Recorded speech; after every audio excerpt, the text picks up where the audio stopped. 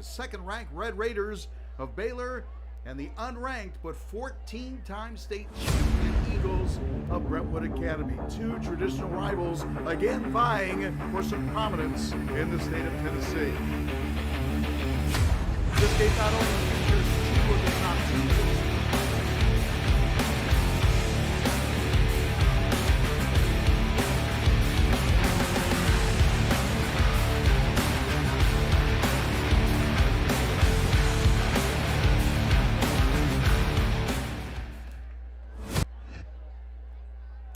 And welcome to Haywood Stadium and welcome to Baylor Game Day as two traditional rivals get ready to square off. The Red Raiders of Baylor taking on the Eagles of Brentwood Academy. Not only are two of the top teams in the state squaring off tonight, but two of the top quarterbacks. Baylor's Whit Muschamp, 10 for 10 last week with 7 touchdowns.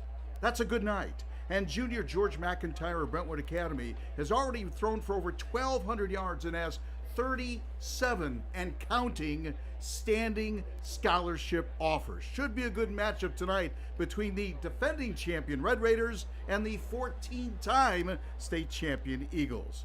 A lot of good things going on the Baylor campus. There's going to be a special camp for lacrosse players coming up, and Craig Cecil had a chance to talk to Baylor lacrosse coach Tyler White. We are here with Baylor men's lacrosse coach Tyler White, and what a story this is. Tyler, you spent some time away, but you've been back here since May, and how's the transition been? It's been great. I mean, it's an easy transition at Baylor for sure, just how welcoming the community is, and a lot of the same people I worked with before. It's a blessing, really, to be able to come back and take over this program, one that I loved so much when I was here as an assistant. Tell me about this year's team and how they're progressing right now. Yeah, so these guys are ready to work, and I love that. I mean, this is fall ball right now, so we're technically not even in pre-lacrosse. I mean, we don't start until the spring. So these guys are out here working way in advance. We didn't lose that many in terms of numbers last year, so we're returning a lot of guys, so the depth is great. So we're really excited about the season. Tell me about this event you have coming up in October. You talked about pre-fall ball. This is a time to learn skills, and you've got an opportunity to do just that.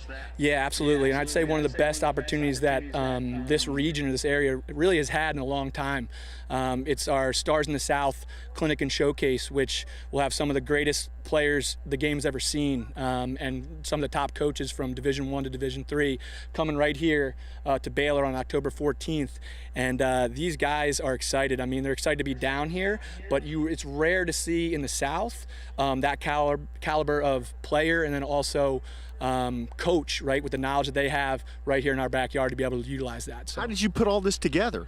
I have connections up north for sure that I was able to have to make some calls and make happen. So really just through, the lacrosse world's a small world, and you'll find that even down here, people know each other and people are excited to help and grow the sport wherever it can be. Okay, the sport is growing. Tell me about that, especially in this part of the country. You really see it everywhere. How are things exploding, and why do you think this sport is growing so quickly? Yeah, it's a great question, and one of the main reasons why I, loved to be able to come back here, because I saw it when I left, right? How excited kids are to play lacrosse. They're starting at a young age. The opportunity to try something new, and I think the sport for young boys, especially in the South, is really appealing. To be able to be fast, physical, right, and to be able to have fun playing. It's a really great sport, and I've loved it my whole life because I played forever. But it's great to see the love from these guys, as it's growing. From a micro perspective, what do you expect out of this group of young men this year? I expect them to be competitive, right? I know we're going against some tough competition. We're not straying away, and we'll see some tough battles. But these guys are resilient. I've already figured out right now, and they want to win right away, and they want to prove themselves. But a little bit of a chip on our shoulder, and be able to come back into the spring and be successful that way. So Tyler, good luck the rest of the season, and certainly good luck on October 14th. Impressive start to your debut, and congratulations on returning home. Thank you. I appreciate it. Thank you. Taking a look at Haywood Stadium right now, it looks like it's going to be a perfect night for high school football here on our Baylor Game Day broadcast. I'm Jim Reynolds along with Craig Cecil. Craig, who is now an expert in lacrosse. But the football game tonight, my question is, how good is Brentwood Academy? Now, their record is deceiving, let's be honest. 1-4 for the year. lost to Macaulay last week, 29-15. The week before, they lost to Father Ryan, a team they hadn't lost to in a long, long time. I think it's the way they lost last week that was so disappointing. Let's take a look at the soccer challenge going on.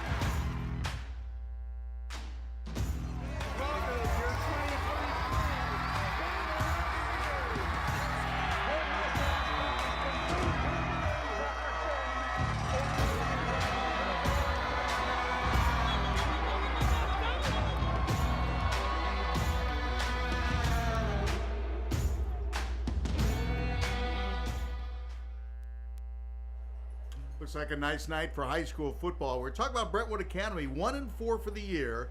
Lost their opener to CPA 17-16. Lost at Brentwood 21-18.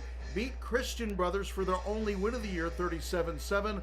Lost to Father Ryan, and that hadn't happened in a long time in Nashville. Lost to Father Ryan 56-21 and dropped a 29-15 game to Macaulay, or should I say top-ranked Macaulay last week. But you take a look at Brentwood Academy, they got some stars, no doubt about that. Boy, starting with the quarterback, George McIntyre. First and foremost, George McIntyre, yes. He was 25 of 37 last week, but 3 picks. Maybe George tried to do too much, maybe force some passes, but he looked at times uncomfortable last week because of the Macaulay pass rush. But when he has time to throw, deadly accurate, he's got some talent to throw to.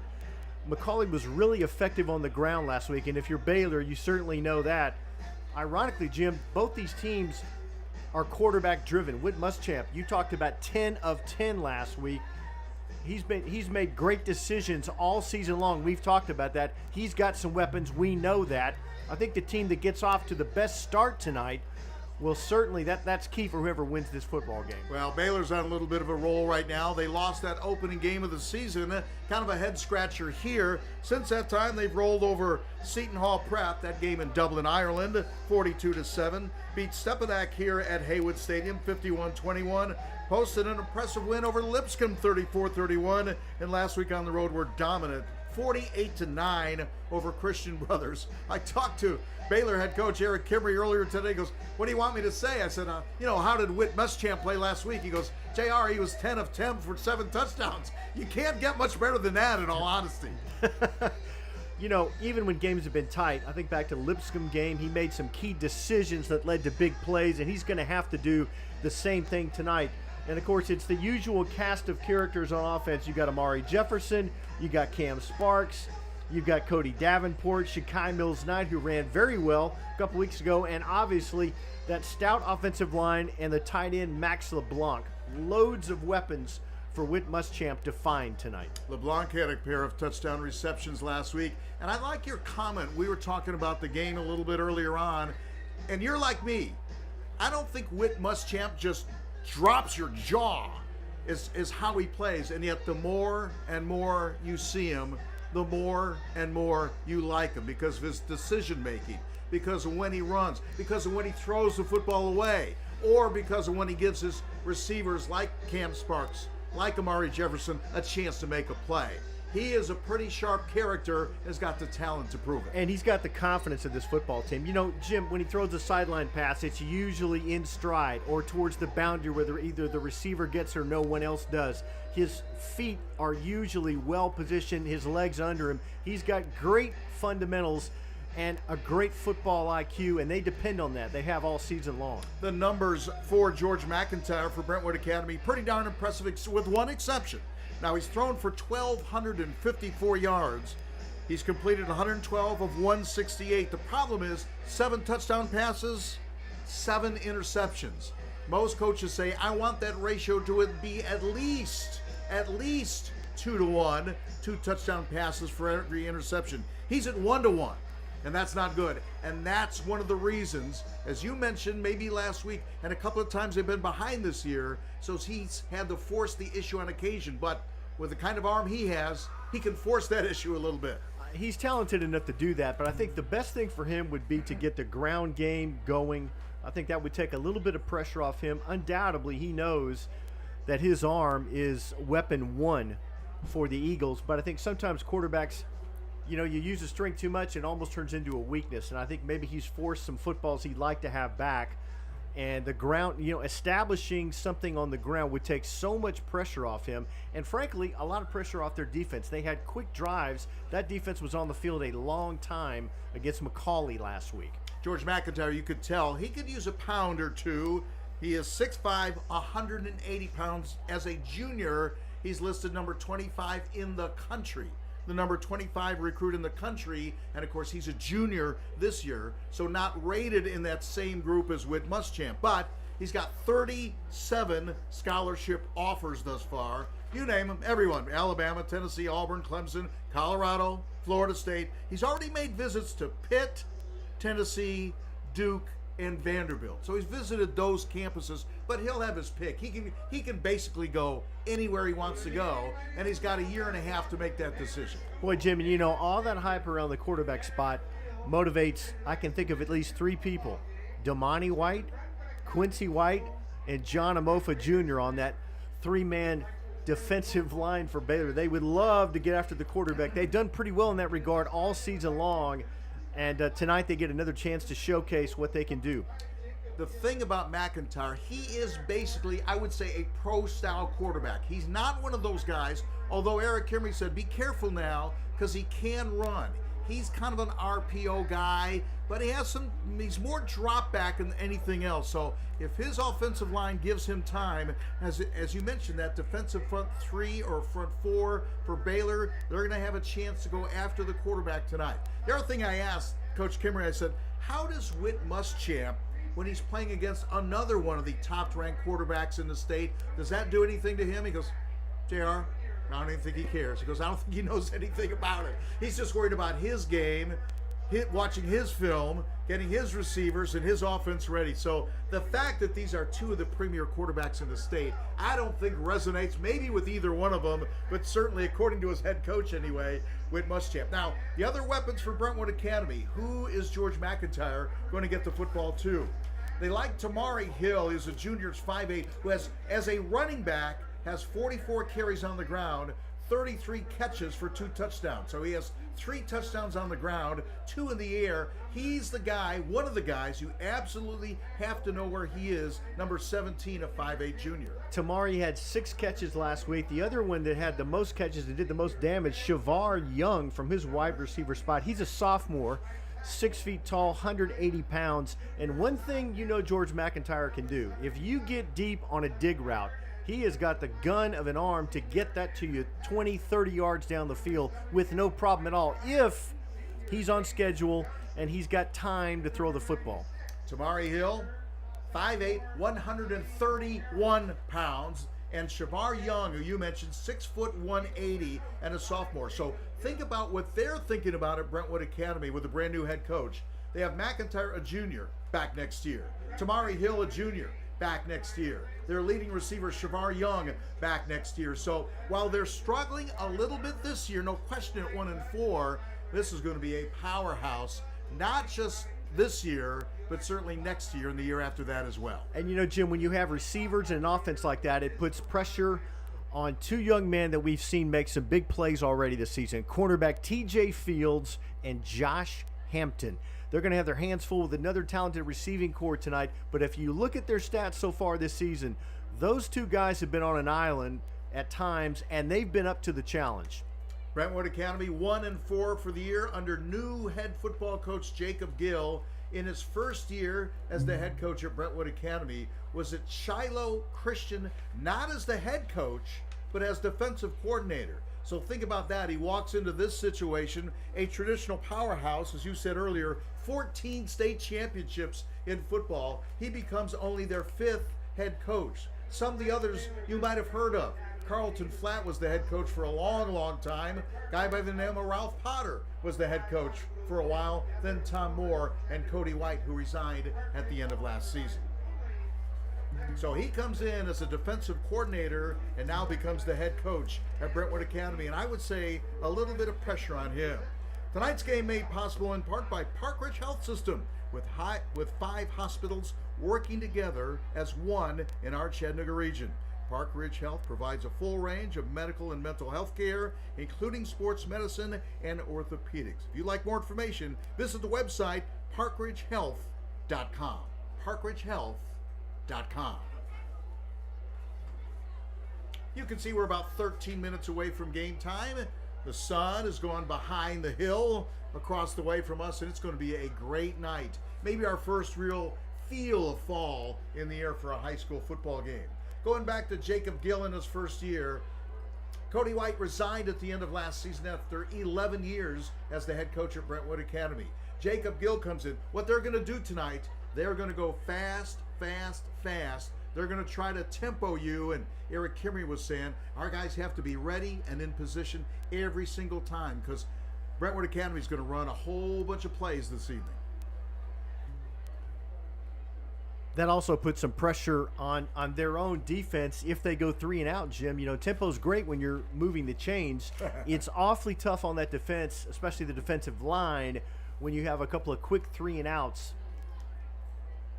Jacob Gill in his first year as the head coach at Brentwood Academy. Eric Kimmery in his second year as the head coach at Baylor. He now has a total of 209 victories against 23 losses in his head coaching career, including a 15-3 mark at Baylor. Second year, coached tight ends at South Carolina before coming to Baylor, was at the Hammond School for 16 years from 2004 to 2020. During that time, they won 12 state championships, and his record at Hammond School was 194-20, 12 state titles, including 6 in a row. He became the head coach at Hammond School after serving as a graduate assistant at his alma mater, South Carolina. So we're going to see the Eagles go fast, fast, fast, and faster this evening. Should be fun to watch them play tonight. When you take a look at the standings, as we take a look at the numbers in 2 AAA East, McCauley's 1-0, Baylor's 1-0, Knox Catholic without a district game as of yet. NBA is playing their first district game across the way at McCauley tonight. Brentwood is 0-1 and Lipscomb 0-1. McCauley 5-0. Baylor 4-1. Knox Catholic 4-1. Then NBA, Brentwood, and Lipscomb. This game's being played according to the rules of the Tennessee Secondary School Athletic Association. These rules provide for fair competition among players. Spectators can also help to promote good sportsmanship by observing the rules of fair play. Each one is requested to take personal responsibility for keeping this game at a high level of sportsmanship. TSSAA rules always being forced at any, as we call, federation event. Federation is the National Federation of High School Sports.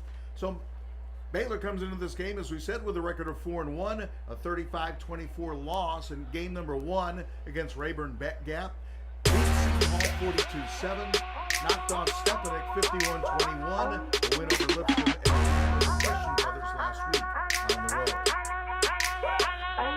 Take a look at our starting lineup for the Red Raiders tonight. As you see the Tiger Wall, the Red Raider Wall.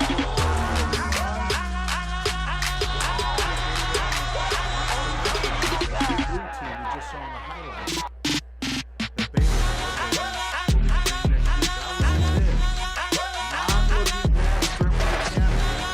did ask Eric Kimmery about that. We can't afford to do that. What are you talking about? But there's that rivalry game between Baylor and McCauley. It's going to be a lot of fun next week. If McCauley wins tonight, they'll continue to be number 1. I would think if Baylor wins tonight, they'll continue to be number 2 in the state. Should be a matchup of 1 versus 2 next week on the McCauley campus.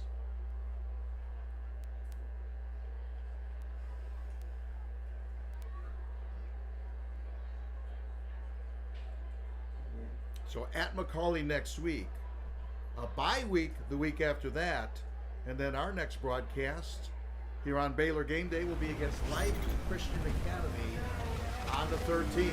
Let's take a look at the starting lineup for your Baylor Red Raiders.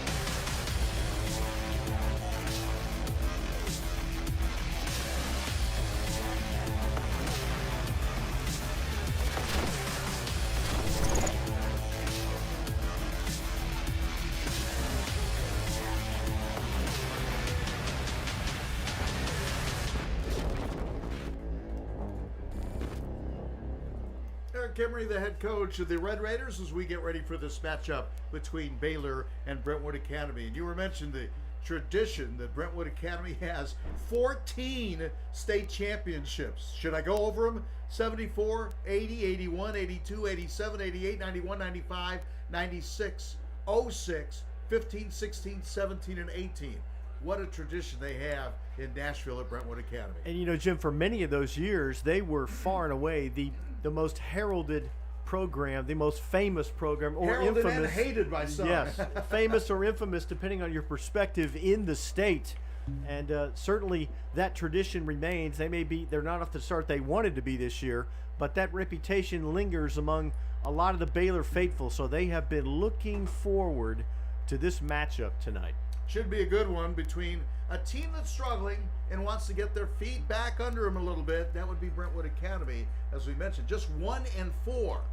Hasn't been a while since Brentwood Academy came in, really needing a win to kind of right that ship a little bit. But again, you take a look at that talent. If George McIntyre gets on, and all of a sudden you see Young and Hill and some of the talented receivers that they have, if they start getting in rhythm a little bit, especially with that tempo situation, you're going to see a team firing on all cylinders, and they will be tough to stop. One thing to mention, Jim, they have to go 4-1 the rest of the season to avoid their first losing season since 1971. Think about that. Dear Heavenly Father, Hands, everybody! thank you for bringing us together for another evening under the lights. We're grateful to be able to come together as a community to spectate the game we love. Please give the players guidance, protection, and display actions that are pleasing to you. Please allow them to show respect and humility towards their opponents. We ask for your support and guidance towards the coaches and officials, giving them knowledge throughout this game. Thank you for allowing forgiveness between both teams, regardless of tonight's outcome. Please surround this place with your presence and love. In your name, amen.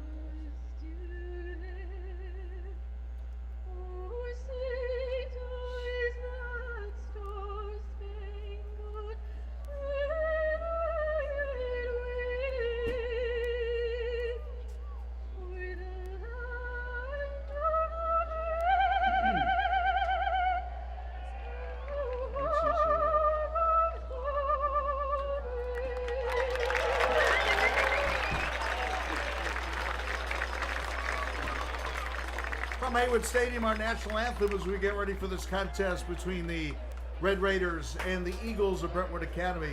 Let's just for a second talk about line play. And we talked a little bit about, one of the things you and I talked about off the air, many of the Brentwood players go both ways. I don't know if anyone, there are some substitutes that could go on defense for Baylor, but some of the players on Brentwood Academy do indeed go both ways. And you mentioned if you're playing a tempo game on offense and all of a sudden you're on defense in late in the third quarter, that could make a little bit of a difference. Well, you look at number 77 for Brentwood, Andrew Peterson. He's at left guard, and he's also at defensive tackle.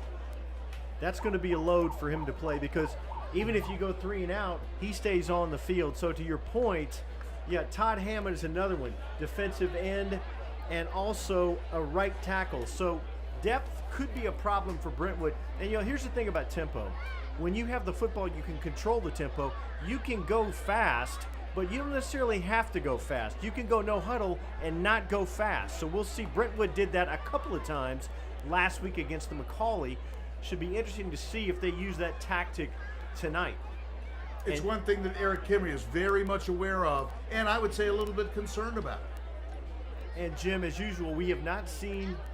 Should I put the jinx on them or let it go? Whatever you feel. They've won the coin toss every game we've done, and they've taken the ball. So we'll see if that streak continues tonight. An important game for both teams.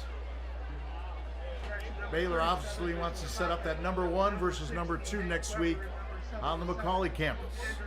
Any region win is big, Jim, and they got a chance to go 2-0, and you drop Brentwood to 0-2 and 1-5. See Max LeBlanc, one of the captains out there for the Red Raiders. Damani White.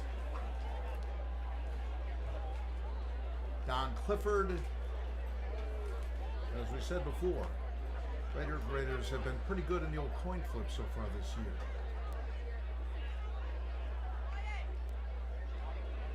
Yeah, that's a coin. That's heads. That's tails. And Quincy White, the final.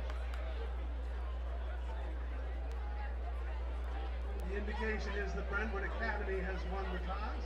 They're going to decline their choice until the beginning of the second. So Brentwood wins the toss. They opt to defer. That means the Red Raiders will be on offense first. A little bit of history between these two. Well, that's wrong. A lot of history between these two. When you take a look at year in and year out and that great run that Brentwood Academy has had.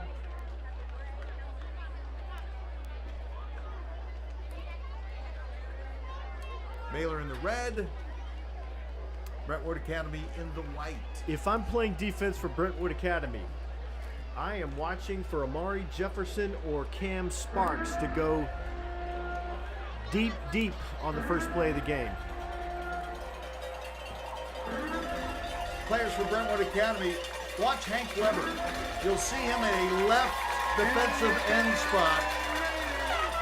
He is 6'3", 257, and a senior, has already signed to play with Wisconsin. So he's going to be a Badger next year. So at the defensive end spot, we'll see if he can put some pressure on the Red Raiders tonight. The tackle, Andrew Peterson, is already signed to play with Princeton, and the other member of that front 3, usually using 3, they kind of rush 3 and then bring another guy back. They have a nickel and so that guy's kind of a hybrid. So you'll see 3 and 4 people at the line of scrimmage. But again, you may bring that nickel back into coverage more times tonight against Baylor than you would a whole lot of other teams. And once again, Baylor starts on offense. And to your point, Jim, they'll bring sometimes a defensive back to help their linebackers. They show 2 linebackers, but really they have multiple. They may bring in a safety. They do multiple things at the line of scrimmage. So Baylor will get the football first as you see some of the Baylor lettermen and the students in camo tonight. Nice atmosphere for this game as we get ready for this contest between the Red Raiders and the Eagles. As as we are officially at dusk for this 2 AAA East contests. Brentwood Academy with a pretty good kicking game as well, like Baylor.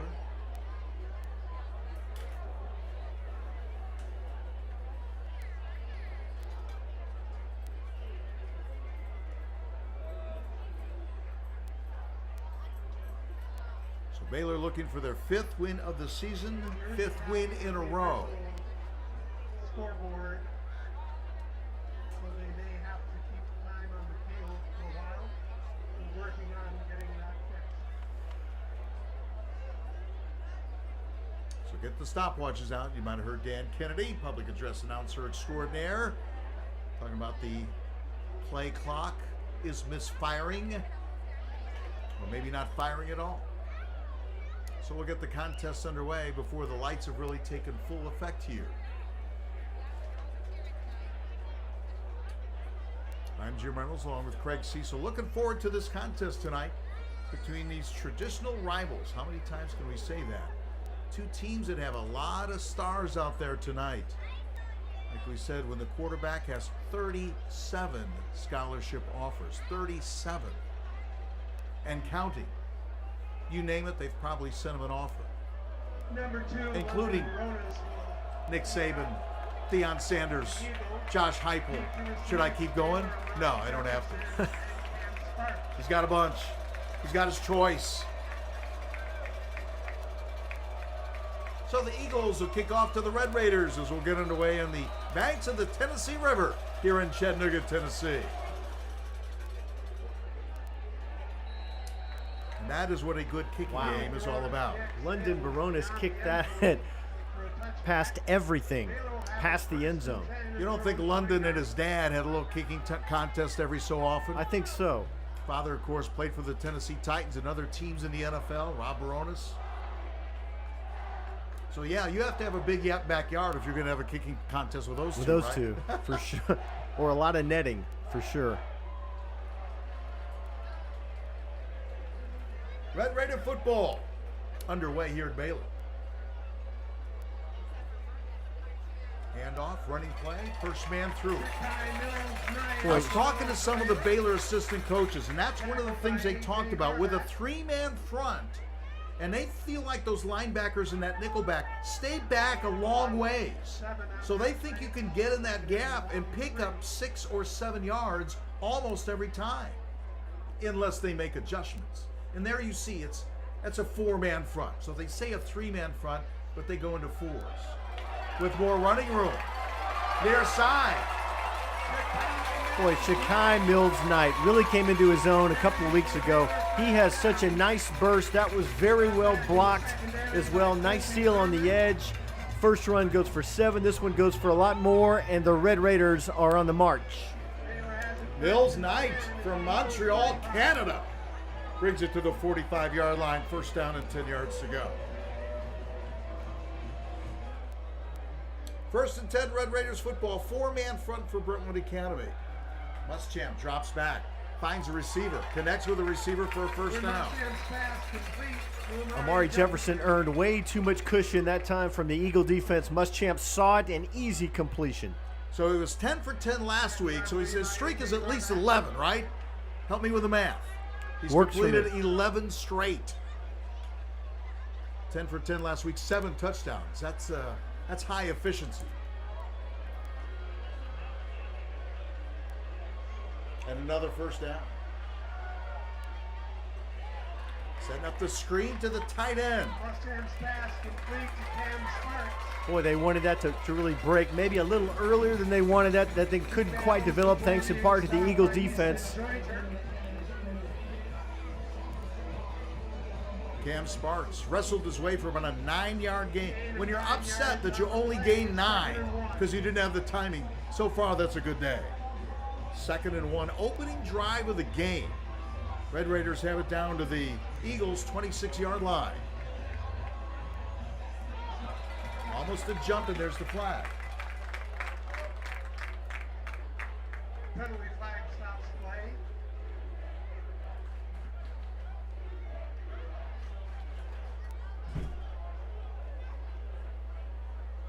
Offside defense, that's an easy first down. Yeah, it was 2nd and 1, then the penalty, so it's 1st and 10. Down to the 21-yard line.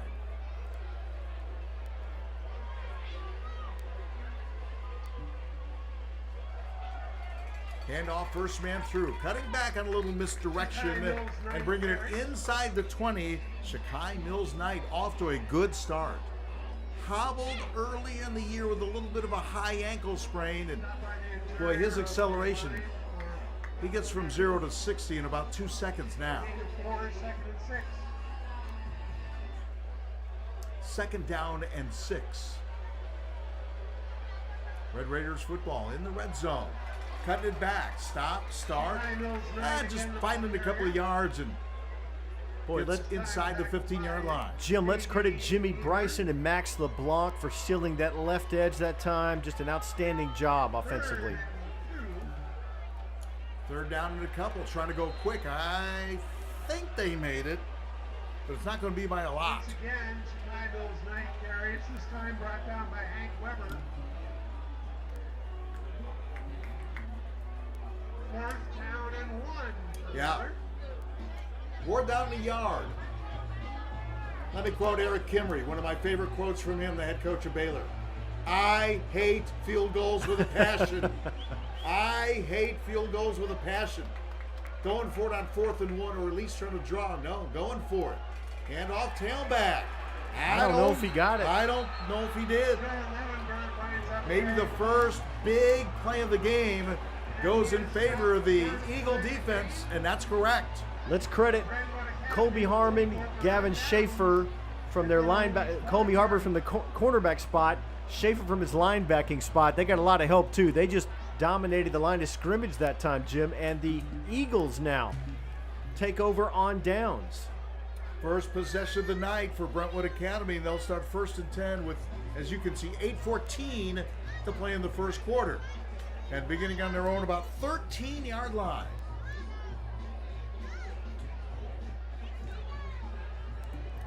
So beginning on the 13, first possession. Here's our first look at McIntyre. Ooh, high snap. And might have thrown the play off, and nobody home there. Good pursuit that time by the Red Raiders, getting in the backfield pretty darn quickly. Blew that up quickly.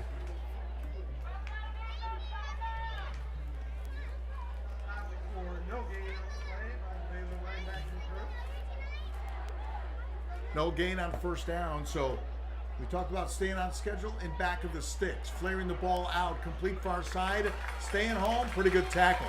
Then getting some help.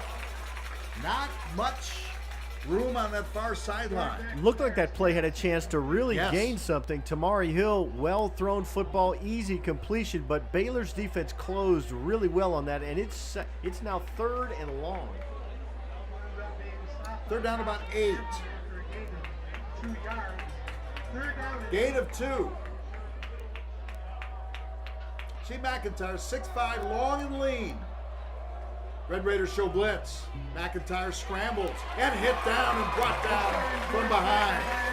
Joel Lowenberg, number 4, blew that play up. Got a lot of help from his friends, John Amofa Jr., just to name one.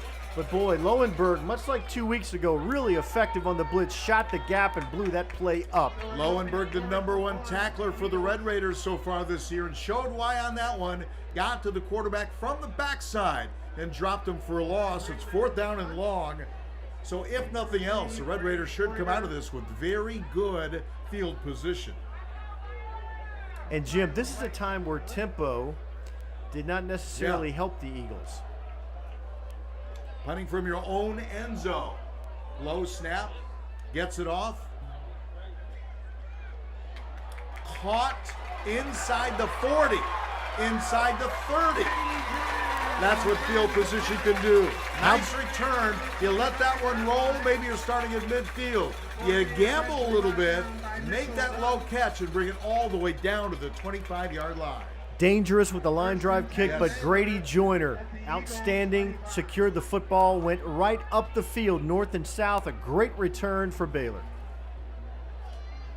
So 2nd possession already for the Red Raiders. You can see no score. 6:15, and Brentwood Academy had the ball for exactly a minute, for 2 minutes and 1 second.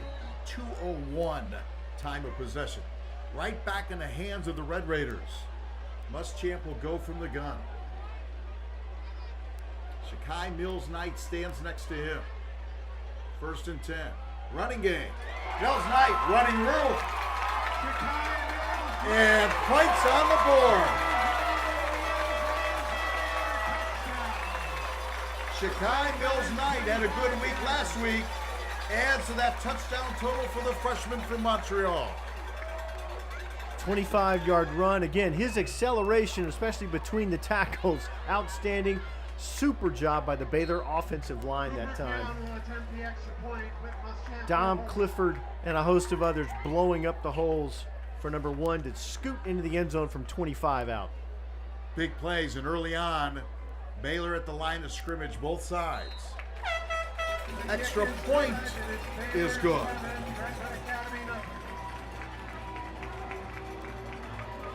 So they took possession with 6:15 to play in the first quarter and score at the 6:08 mark. Oh, 7-second drive. You have 7-second drives. Rarely do you have 7-second drives where the touchdown is on the ground. That is some tempo as well. Yes. Mills Knight. And I'll tell you what, if Baylor can run, and the running game has been pretty good through 2 possessions only. If Baylor can run tonight, that could be a long night for Brentwood Academy. Cooper Keon will kick off for Baylor. Outstanding job by the Baylor offensive line. Jimmy Bryson, Owen Rose, Dom Clifford from the center position, Teague Johnson, Gray McGowan, Max LeBlanc, all doing a great job so far tonight. 1 play, 7 seconds, 25 yards. Mills Knight, 25-yard touchdown run, and Baylor on the board early against the Eagles.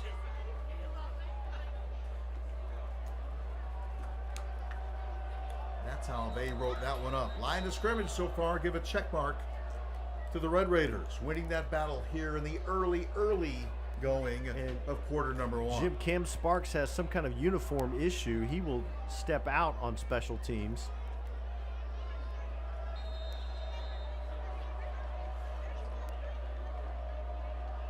Yeah, I'm watching Cam. I don't see if they do some repair work. Little line drive on the kickoff, which will be returned up to the 20-25. Wow. Wow. Grady Joyner. That's a double leg takedown. Number 20's having a great game already tonight. Great punt return, solid tackle there.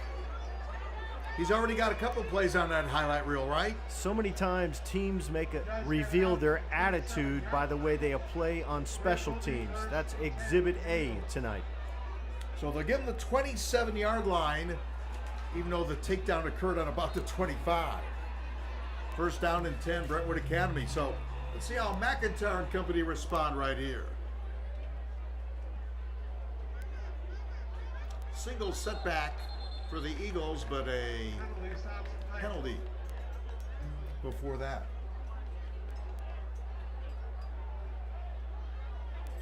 That's against the Eagles. False start against the Eagles. 5-yard penalty makes it 1st and 15. 5-yard penalty. Not the way you want to begin a drive, trying to respond. No. After a touchdown. 1st and 15. McIntyre effortlessly throws far side, pass complete. You get the first man to miss, and then you pick up some running room. Serious gain by Shavar Young. Lost his helmet. He may have to sit this play out, but a nice start for the Eagles. What do they say? Make that first man miss. Yards after contact. And they love Shavar Young. Well, Brentwood Academy loves Shavar Young. The Baylor folks were very, very concerned. McIntyre throws it near side. That's not an easy pass, is it? You're throwing it a long, long way. Well thrown football, and Noah Miles with a nice open field tackle that time. That's one of those, if you don't have the arm strength to get it all the way to that sideline, a lot of times bad things can happen. 2nd down 5 from their 45-yard line.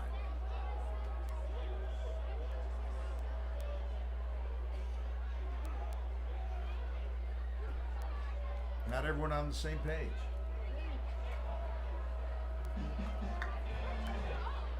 High snap once again. McIntyre with the drop, throwing, going backwards, and just throws it away. Boy, that thing was bad from the beginning. Damani White. That was bad before the beginning because they weren't on the same page. Damani White really didn't give that play George or the play any time to develop.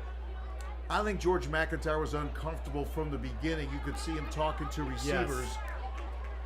They were just not on the same page. Didn't want to take a penalty, so said, I'll just throw it away, and he threw it away moving backwards. So McIntyre's he's shown a little arm strength so far tonight. Even in throwing it away, it was impressive. Moving one way, throwing the other, and able to clear the sideline. Big third down and 5 right here. McIntyre, again, moving backwards, puts it up in the air and incomplete. Once again, Jim, Joel Lowenberg blasting in there from his linebacker spot. Really made George McIntyre really uncomfortable, had no time to really assess the field. So give defensive coordinator Chris Brown some credit. I asked Eric Kimry today, I said, you guys, I thought, really blitzed effectively against Lipscomb 2 weeks ago. How much you're going to do that? He goes, I don't know. Ask Chris. He goes, I have total confidence in Chris Brown. He's calling the defense, and so far he's dialed up some winners. Second punt of the night for Brentwood Academy. But they did flip the field a little bit, and needed to. Fielded, and the fair catch called for and made by Tyler Rice. So 2 possessions, 2 punts for Brentwood Academy. That time they had about a minute and 40 seconds time of possession. So far in this first quarter, Brentwood Academy has had the football less than 2 minutes. Less than 2 minutes. Baylor with a long drive that resulted in no points, stopped on a 4th down. And then a short drive, and a 1-play drive.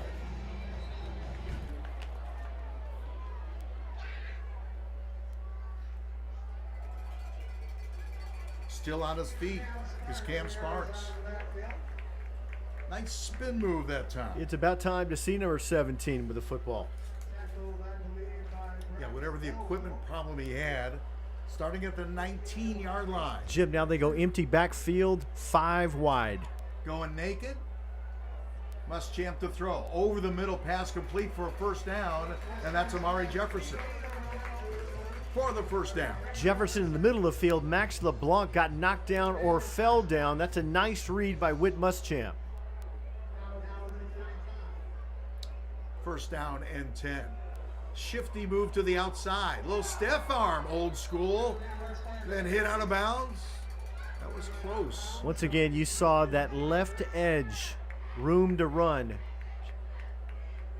Cam doesn't need much, and he got more than he needed on that play. Second down and 5 from the 40-yard line. LeBlanc moves in motion. Play action, nicely done. Muschamp dances, gets away once, sidesteps for first down. When they tell me, when Eric Kimley lectures me and says he's a better runner than you think, that's a great example right there. That is. So he was legitimately caught in the backfield. And let's credit Ben Darnell. He was beaten on the play, but didn't hold. And Muschamp freelanced his way out of trouble there. Getting to midfield where it's 1st and 10 at the 50-yard line. Single setback, 2 receivers left, 1 right. Throw complete, outside shoulder to Amari Jefferson. And Jefferson picks up 4 or 5 yards. And a nice open field tackle there. I think that's Arquez Fontenot for the Eagles. They really like him. He's a good player from that linebacker spot, from the nickel spot. Brings it to the 48-yard line for a gain of a couple. Good defensive play by the Eagles.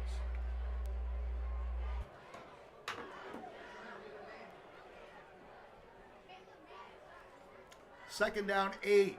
Handoff near side. Hit in the backfield and a spin, and does not get back to the line of scrimmage. Loss of 2. Pretty good pursuit that time. Luke Robinson, the junior from his nickel safety spot. Outstanding job there. Stopped that play dead. For a loss of 2, back to midfield. where it'll be 3rd and 10. Gain 2 on play 1, loss 2 on play number 2. Now we're 3rd and 10 at midfield. Muschamp scrambling again, improvising again, and getting a first down again, up to the 35-yard line. Remember what I said a moment ago about Muschamp and scrambling? Ditto. Eagles brought pressure that time. Shakai Mills-Knight got just enough of his man, and Whit Muschamp freelanced his way to another first down. 2 big scrambling drives by Muschamp on this possession. Down to the 35-yard line. Mills-Knight stands next to his quarterback, and movement. Boy, Brentwood Academy, a couple of times they'll make 1 good play, 2 good plays, and then shoot themselves in the foot. So on a 1st and 10, you give up 5 yards again to make it 1st and 5. At the 30, already down 7-0. Baylor 7, Brentwood Academy yet to score. 7-0 lead for Baylor. Red Raiders trying to get more. Nice handoff. Muschamp did a great job of following through on that fake. Enough yards on the ground. He needed 5 and got 6 and got inside the 25-yard line to the 24 for a first down.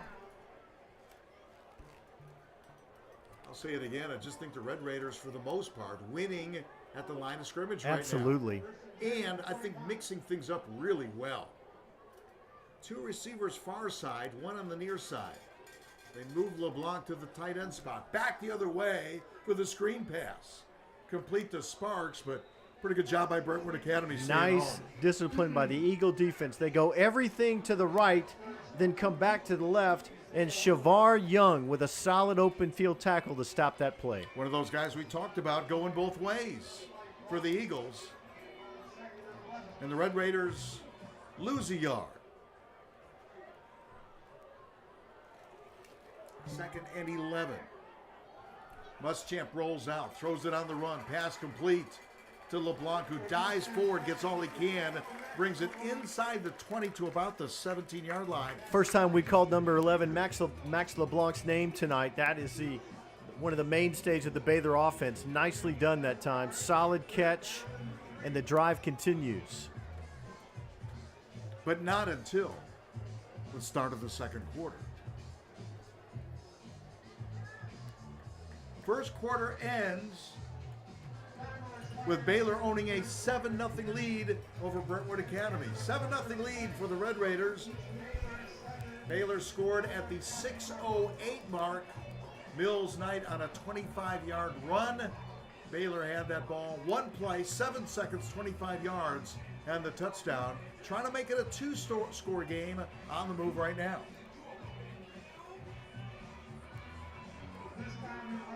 This drive, Whit Muschamp has pushed all the right buttons, either on schedule or freelancing, Jim.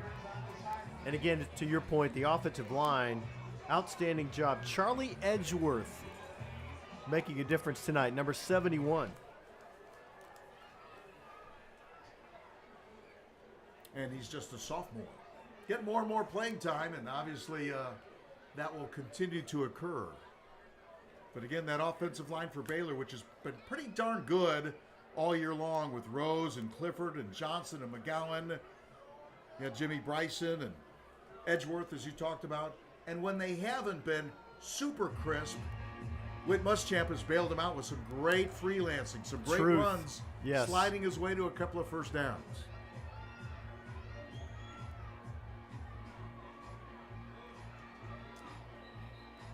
Red Raiders will be on the road next week, not far.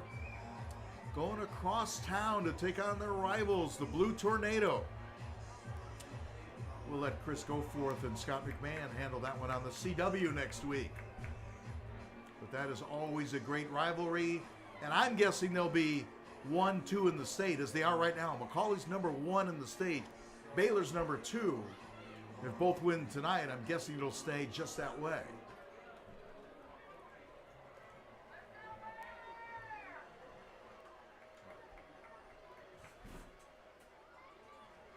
Muschamp hands it off to Sparks, a good option. He'll back his way in. Fantastic cut there. That first cut was outstanding. Another great lateral move. Cam Sparks in full effect.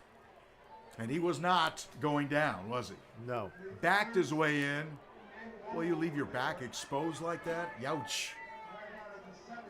First and goal from the 7.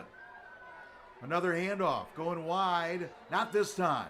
First man slows him up. Second man finishes him off. A nice defensive play. Once again, Shavar Young. Boy, you can tell why they like him as much as they do. That is a football player. Second and goal from the 7. So no gain on the play for Sparks. Early moments, second quarter here on the Baylor campus. Mills Knight stands next to Muschamp as you saw LeBlanc, the tight end, move in motion. Mills Knight, a spin move at the goal line, and enough to get him across. How pretty was that? My goodness. Second touchdown of the night for Shakai Mills Knight. A 25-yard run for score number 1 and a more pedestrian 7-yard run for touchdown number 2 of the night. So they bring the Blanc on that side to kind of load up and just effective blocking, but a lot of that Shakai Mills Knight on his own. Beautiful spin into the end zone. That's an 81-yard drive, extra point on the way, and the extra point for Baylor is good. So it's a 14-0 lead. Baylor leading Brentwood Academy.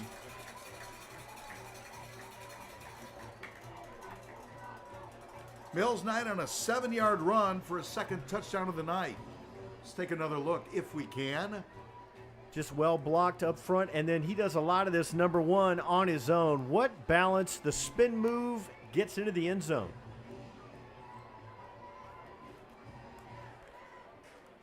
Boy, Jim, what a difference from week 1 to now in the development of Shakai Mills Knight. That ankle has gotten better every week, and his production has also. That drives 13 plays. 13 plays, 81 yards, 5:22 time of possession. So that drive was 5:22. Baylor's first touchdown drive was 7 seconds, but Brentwood Academy has had the football less than 2 minutes so far tonight. Less than 2. When your offensive line is cooking like that, you just can put together long, methodical drives. When you run that many plays, a lot of things are going well.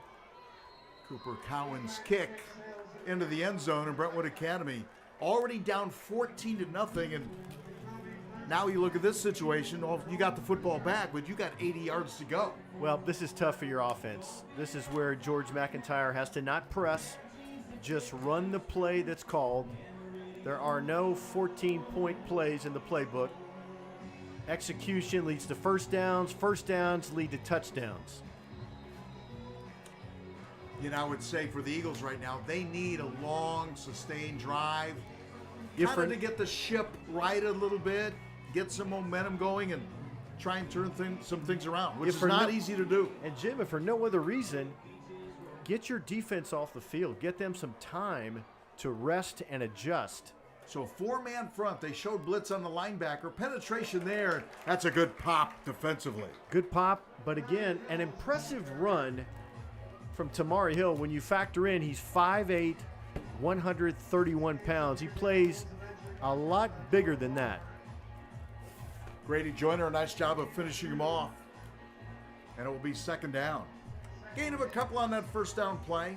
Let's give him 3. Feeling generous.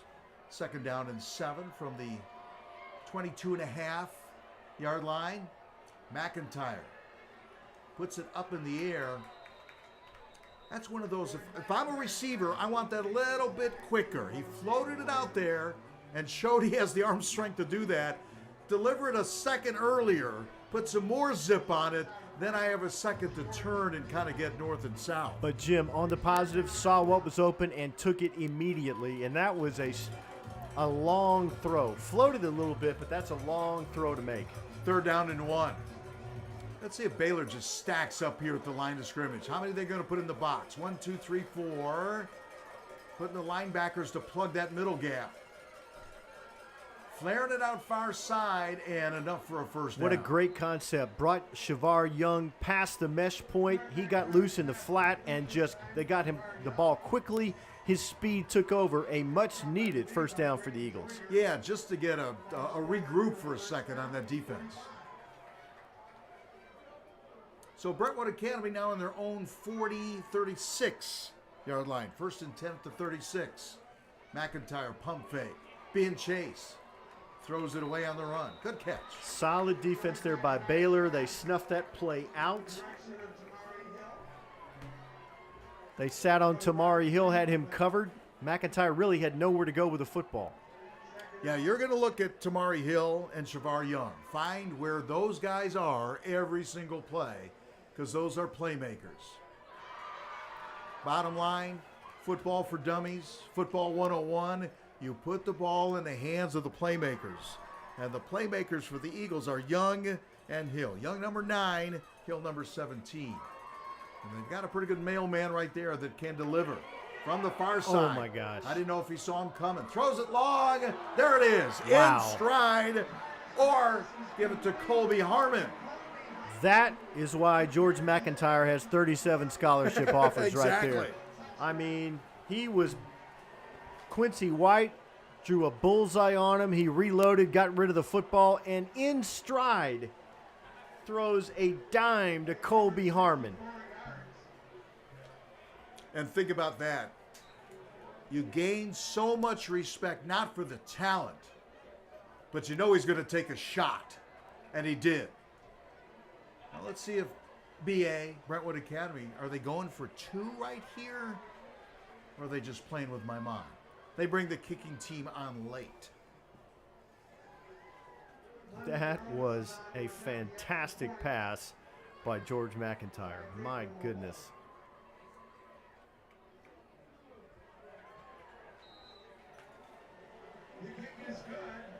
Extra point good. Brand new ball game. So 5 plays, 80 yards, a minute 20.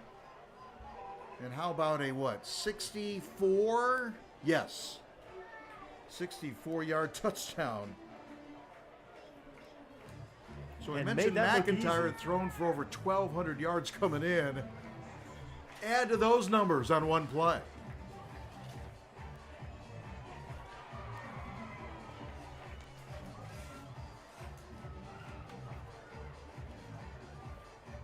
That may be one of those you concentrate so much on Shavar Young.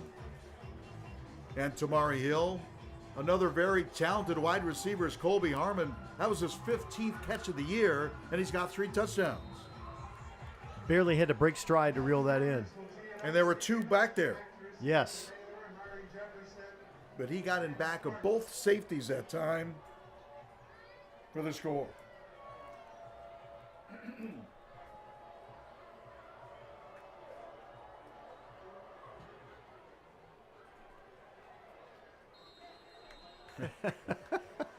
That kick is incredible. That's one of those, that's like a long home run that flies over your head. You don't even look at it. You just, No need. start moving forward. No need. So Baylor scores a rushing touchdown, and Brentwood Academy comes right back with a perfect throw by McIntyre. So we've seen McIntyre be really good so far. And again, I think play at the line of scrimmage has really been the difference in the game. 7-point lead for the Red Raiders with 9:35 to play in the second quarter. They begin this drive on their own 20-yard line. A lot of ground game for the Red Raiders so far tonight. Boy, that offensive line on that play, Jim. Shakai Mills-Knight had time to look, pick his hole. They've just done an outstanding job so far.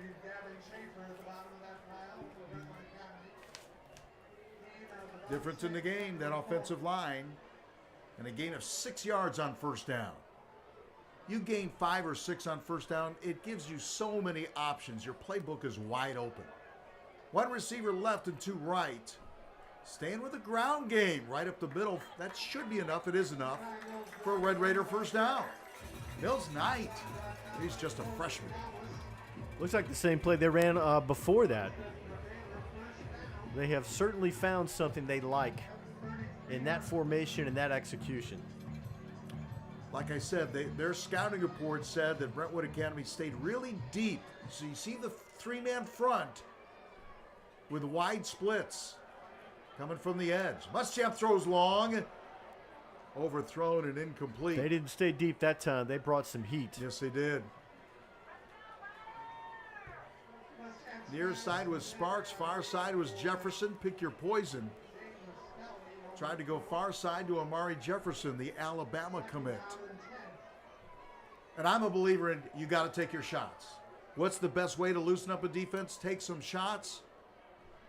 You don't complete them all. You don't complete half of them. You only got to complete one or two to make a difference. 2nd and 10.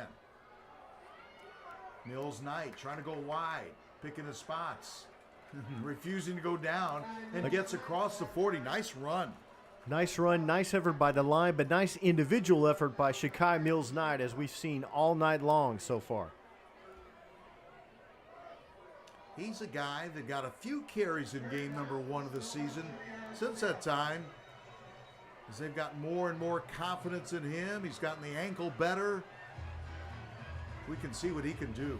Very shifty at that running back spot with really good acceleration. 3rd and short.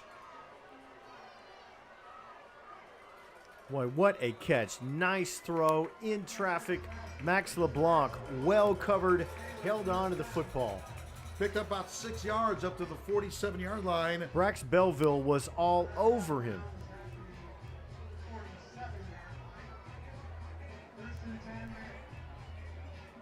Zane Rastelli, the wide receiver far side, number 2. And then LeBlanc is split. LeBlanc moves left side to right side. Rolling out near side. Muschamp throws it on the run. A little one-on-one coverage. He liked his man Cam Sparks in that situation. Little greedy that time. But first down, easy place to try that. Easy place to gamble there. Field position pretty good. So you have 2nd and 10 from your own 47. A touchdown lead for the Red Raiders on this their 4th possession of the night. So the Red Raiders are going punt, touchdown, touchdown, and now this is possession number 4. Running room inside the 30. Wow. What they call a gash play, a chunk play. Mills Knight with another long run, moving from his own 47 all the way down to the Brentwood Academy, 26-yard line, where it's 1st and 10. Almost in the red zone. Muschamp, great play action. Throws on the run. I think it was out of bounds on the sideline with Sparks. Makes Heck of the a catch, though. Yeah. And for Brentwood Academy, Joyner ends up on the track.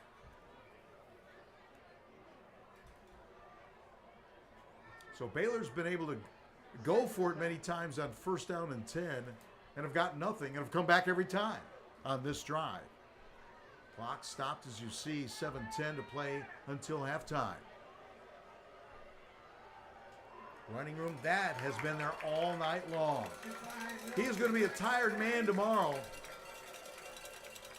You have just got to credit, I know we say it a lot, but that offensive line is controlling the line of scrimmage. On that right side, they have just been absolutely dominant. Picks up the 10 yards he needs for another Baylor 1st down in the red zone now at the 16-yard line. Do it again. Mills Knight. Contact and didn't get much right there. Good wrap up that time by Brentwood Academy. That's Gavin Schaefer, the inside linebacker. Eagle defense sold out that time. Their run fits were outstanding on that defensive play. Well, I think they say, we got to take this run away. You can't. The easiest thing to do is hand the football off if you're Baylor. I think Brentwood Academy says we can't just continue to get gashed by number 1. So it's, again, a no-gainer on 1st down. A lot of times that's a problem. Whoa, from the backside. Throws it away.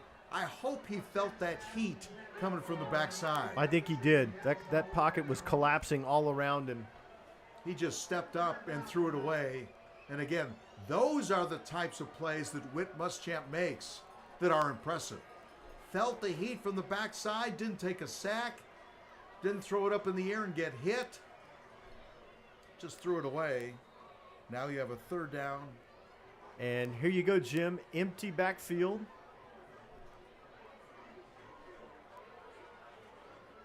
What's been good about this is the way that Muschamp's been able to run so far tonight. And Brentwood's going to call a timeout. Yeah, you don't know if that's kind of a decoy. Okay, we're going empty. We're going naked in the backfield. Let's see what happens. And Brentwood, in this situation, Brentwood Academy may just give their defense a breather right Not a here. bad idea. Not a bad idea at this time. Shakai Mills Knight, a pair of touchdown runs for the Red Raiders. 6:08 mark first quarter. Mills Knight, 25-yard touchdown run. That made it 7-0. And then a moment later, 7-yard touchdown run at the 10:55 mark of the second quarter. That made it 14-0 Red Raiders. Brentwood Academy on a perfect pass from McIntyre to Colby Harmon for 64 yards. That made it 14-7 at the 9:35 mark of this second quarter. Red Raiders got the football back and have it right now. This will be the 12th play of this drive for Baylor. So they move from their own 20-yard line after the kickoff. Move from their own 20 now to the Brentwood Academy 16-yard line.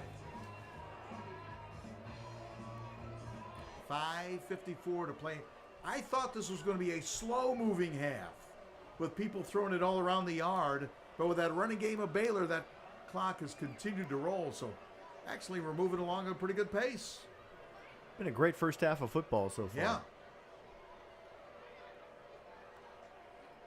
Third down, really about 9. I've been saying 10 because they gave him a yard on that first down play. Mills Knight again, right up the middle.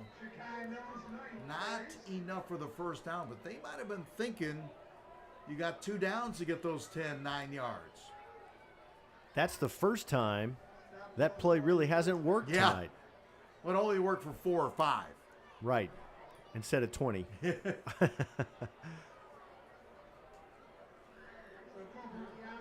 So now the field goal attempt from about the 18-yard line, 28-yard field goal attempt for Cooper Cowan. Snap good, plenty of distance. He's pretty accurate in case you hadn't noticed. Both these teams solid, strong in the kicking game tonight. So Baylor back on the board at the 5:13 mark of the second quarter. And I know Eric Kimry says, I hate field goals with a passion. You go up by 2 scores, you have the opportunity to do. Yeah, you take that. Yeah, all day long. Especially to reward your kids. You started that drive at the 20-yard line. Again, a nice methodical effort by Baylor.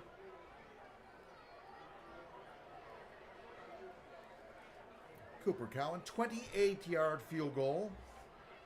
That's a 13-play drive. Starting on your own 20, moving to about inside the 10-yard line, taking the field goal right there, or around the 10-yard line, at the 11. 28-yard field goal makes it 17-7. So you're up by 2 scores.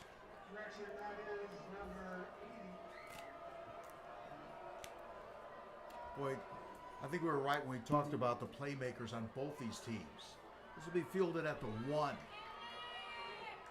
There's 1, breaks 1 tackle there. Breaks 2. Still on his Shavar feet. Young Yes. is a ball player. He just would not be denied there.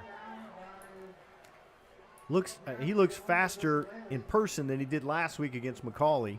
He's a sophomore. That's the scary part. That's a good He's one a right sophomore. there. How many offers is he going to get? If McIntyre has 37, Really versatile kid, plays Yeah. both sides of the football. and I'm good on both sides too. Yes.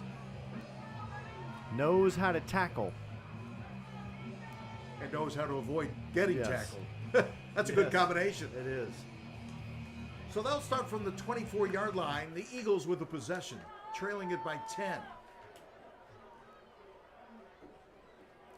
Baylor shifts defensively at the line of scrimmage. Pass complete. You talk about being out on an island that time. There was a little one-on-one action going on, and Josh Hampton did a good job of saying, you may catch it, but I'm not going to let you blow by me. I thought it was just solid. And again, Jim, Colby Harmon, nice effort there. Now going tempo. Are they shooting the linebacker? Shows blitz and then backs off. McIntyre counters. Chess match continues. A run play for Brentwood Academy.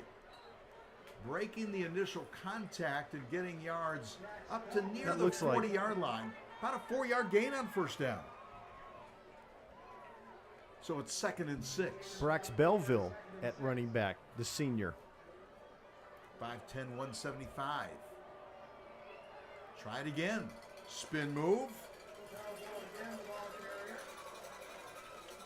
Belleville's only carried it 19 times entering this game for 67 yards. Averages about 3.5 yards per carry, but I think in that Baylor philosophy, they're going to speed things up and say, okay, you're looking pass heavy so much. Let's see if we can bust one on a run. 3rd down, about 3.5, 4 yards. Single setback, 2 receivers left, 1 right. Another handoff up the middle. Spin again and not close. That was clogged up. Clogged up in a hurry by a bunch of red jerseys in there. The usual Quincy White and Damani White. The usual suspects. Yes. Held to a gain of a yard at the 37-yard line where it's 4th down. Now it's 4th down. Here we go. Really? McIntyre's not going to quick kick this. He's just going to try and draw him offside. And I would say so far to no avail. So are you calling the timeout or are you taking the penalty?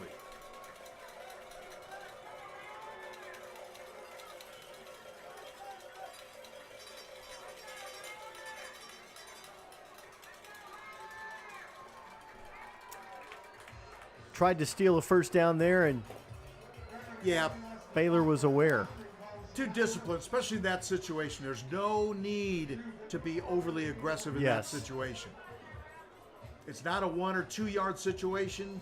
You can wait a half count. You know, on a 4th down and 4. That might have been more effective on a 3rd down. Yeah. But on a 4th down and 4, that's one of those, okay, we'll wait. Good discipline by the Red Raiders that time, and Brentwood, I would say, forced to punt. Now, So you have 2:54 left. and 3 timeouts. Man, You're in the driver's seat. You get another score before the half, you really change the complexion of the football game. so with all that in mind, maybe Brentwood does go for it. Boy, you got to have a confident football team. You can't go for it here and give Baylor a short field with 2:54 left. Says Coach Reynolds. And they heard you. I don't know about that.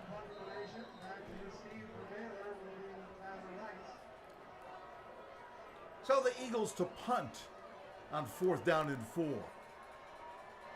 Yeah, I think if you're Brentwood, you say, yeah, okay, we'll play defense. Just can't give you a short field. Little run. Wow, great height. Wow. That is a kick. Unfortunately for Brentwood, it goes into the end zone. For Baylor, when it went sailing over his head, you said, don't check up. So the Red Raiders take over again. 3 timeouts and 2:43 to play. And Jim, what a nice decoy job there by Tyler Rice. He sold the fair catch, and they could not cover the ball close to the end zone. So Brentwood's gone punt, punt, first 2 possessions, touchdown, punt. This will be possession number 5 for the Red Raiders. They've scored on 3 of 5 thus far. 2 touchdowns and a field goal, and take over with 2:43 to play in the half. The Eagles stuffed that one. They saw that one coming. Well, again, you cannot let guys just run wild on you. Sometimes you have to choose your poison. Cam Sparks, a running back that time. Shakai Mills-Knight has had an outstanding first half with 2 scores. Andrew Peterson, nice job that time. He's the one I said is already committed to go to Wisconsin. He's good. Peterson's going to Princeton. I think they were kind of in the passing lane that time of Muschamp. Wanted Bit to of a float it out to the near bit side. of a dangerous yeah. pass there, Jim. Overled LeBlanc that time. And all of a sudden now, Yeah. 3rd down and 9 for Baylor, 2:08 to play in the first half. So what do you do here? Do you throw? And if you're incomplete, you stop the clock and then have to give it back to Brentwood with only 1 timeout and 2:08 to play? Or do you run here and say, going to take some time off? The answer is A. There's the For answer. the first down and more. For Cam Sparks, up to the 41-yard line in Brentwood Academy territory. Cam Sparks in single coverage. Another good decision by Whit Muschamp. A quick throw on the edge, and number 17 does the rest. Baylor's been really, really good this year in 3rd down conversions and converted there once again. Another really good decision by number 9. Play action. Zips it middle of the field and reaching out, making the grab at the 19-yard line. Once again, Max LeBlanc, fantastic hands. That play set up because they've run the football so well, Jim. The play action slowed things up just enough. Great completion. And Muschamp knows he can put zip on that football over the middle of the field, that LeBlanc wouldn't let it go. Because if it does, middle of the field, bad things happen. Just inside the 20, 1st down and 10. Going for more with just over a minute to play in the first half. Mills Knight once again had a little bit of a lane, which closed quickly from both the left and right sides. Barbat's the guy we talked about, making the play, bring down Mills Knight. He is a good player. Less than a minute to play, as you can see in the first half, but Baylor with those 3 timeouts in their hip pocket right now. About the 12-yard line after a 7-yard pickup on first down. Once again, empty backfield for the Red Raiders. Time over the middle. That's another tough pass and a nice catch and a touchdown reception, number 8 of the year for Max LeBlanc. 2 last week, 1 so far tonight, and a big score for the Red Raiders right before halftime. Max LeBlanc has just fantastic hands. That is a much tougher catch than it appeared. He made that look very easy. Super job by number 11. Well, that's a big score right there. And LeBlanc, the hero of that drive. So, yeah, stars out so far tonight. LeBlanc, the star on that drive with 2 tough catches. That second one on the drive got him into the end zone. Unsportsmanlike On Baylor. on the Red Raiders.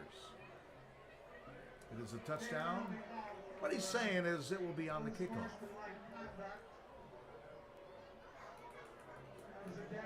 Boy, think about those last 2 possessions. With Brentwood couldn't get that first down. Tried to fake Baylor out for a moment. Forced a punt. Punt goes into the end zone. Baylor goes 80. Looking for their 24th point of the night. And again, maybe one of the key plays in that drive, the great pass to Amari Jefferson. And then Max LeBlanc, 2 catches as well. The last for the touchdown.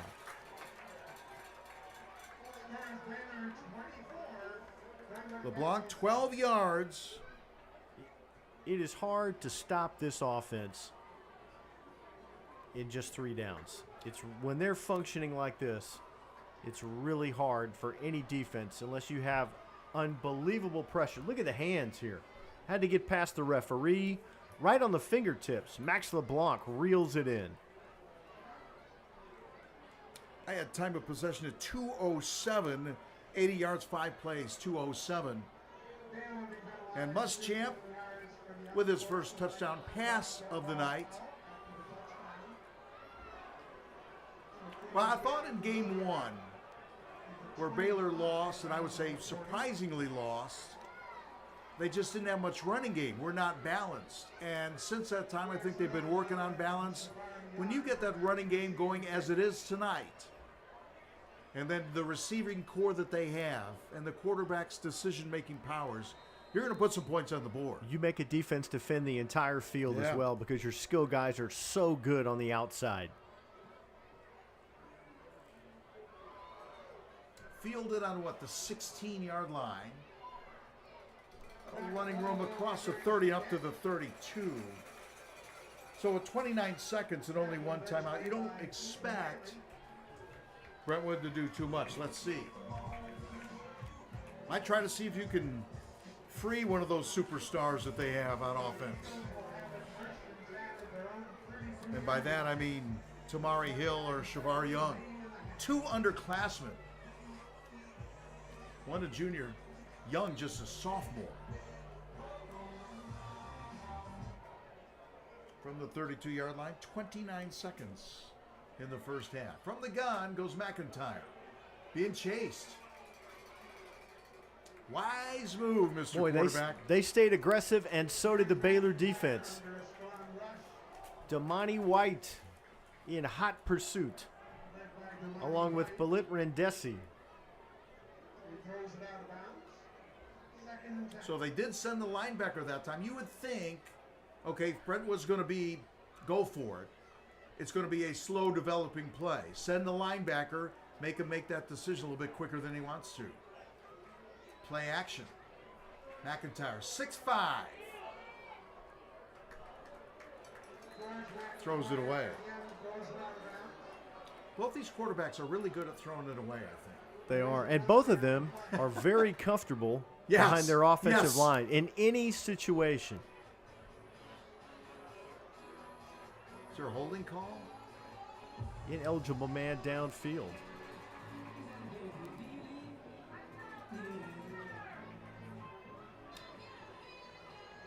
Let's see how aggressive both these teams are. Well, here's my question.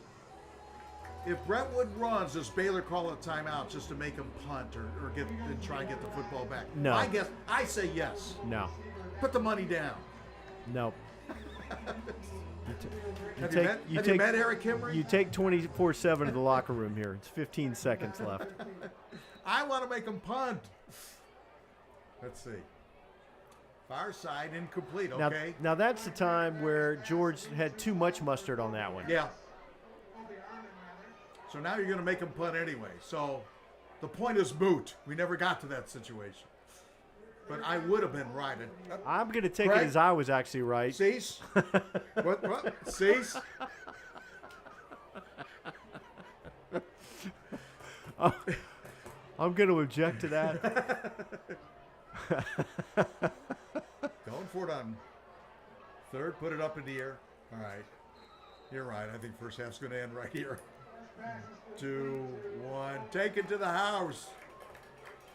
Pretty impressive first half for Baylor with a 24-7 lead over Brentwood Academy. I think we were right coming in. We're both right coming in.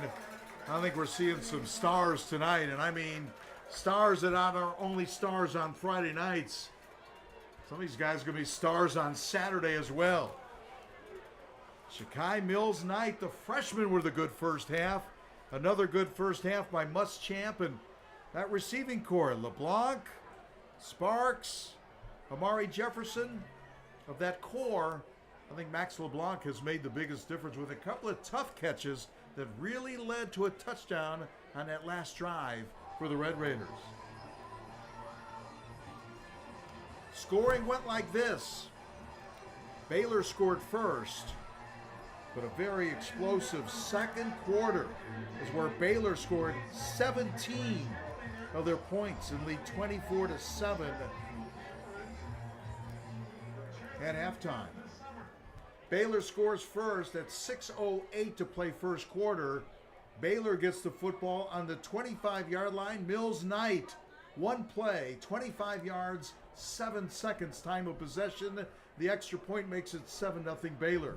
Mills Knight again early in the second quarter, 10:55 mark, capping an 81-yard, 13-play drive that used up 5 minutes and 22 seconds. Mills Knight's second touchdown of the night. This one a 7-yarder, and Baylor goes up to a quick 14-0 lead. Then Brentwood Academy, a perfect pass from McIntyre to Colby Harmon, 64 yards. They go 80 yards, 5 plays, a minute 20 time of possession, capped by that long touchdown pass that made it Baylor 14, Brentwood Academy 7. Baylor scored again, 5:13 mark in the second quarter. Cooper Count with a 28-yard field goal on a 13-play drive. Chip shot 28 yards, that made it 17-7. And then LeBlanc capped a great drive for him with a 12-yard touchdown reception. Muschamp to LeBlanc, 12 yards. Another 80-yard, 5-play drive that took 2:07. Baylor scoring with 36 seconds to play in the first half and take a 24-7 lead at halftime. Baylor, 1 touchdown first quarter, 17 points in the second quarter, giving the Red Raiders a 24-7 lead at halftime. So the Red Raiders have won 4 straight games, trying to go to 5-1 on the year. Lost that opening contest of the season, the Reagan Gap here. Since that time, wins over Seton Hall Prep, Stepanek, Lipscomb, Christian Brothers. They're now trying to claim another victory, 5 in a row over Brentwood Academy. They're the matchup with McCollum next week. Big Blue campus across town. 24-7 is our score at halftime. And let's enjoy some of the halftime activities here on the Baylor campus at Haywood Stadium.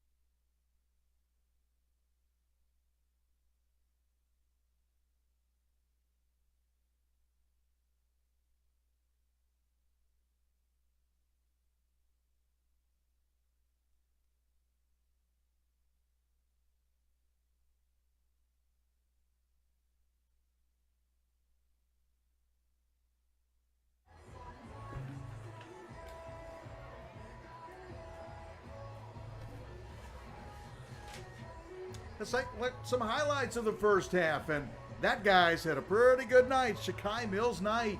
Number 1 has toted the notes for the Baylor Red Raiders. Boy, that was a nice run to get things going. And then you see just before the end of the half, that field goal. It was a 28-yarder from Cooper Cowan. I put the final points of the board on the board right at the end of the first half.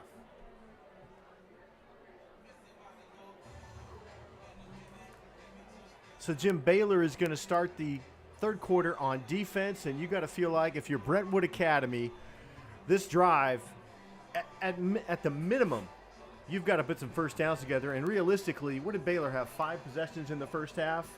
So you're probably going to get maybe 5 if you're Brentwood Academy. You have got to get some points on this series.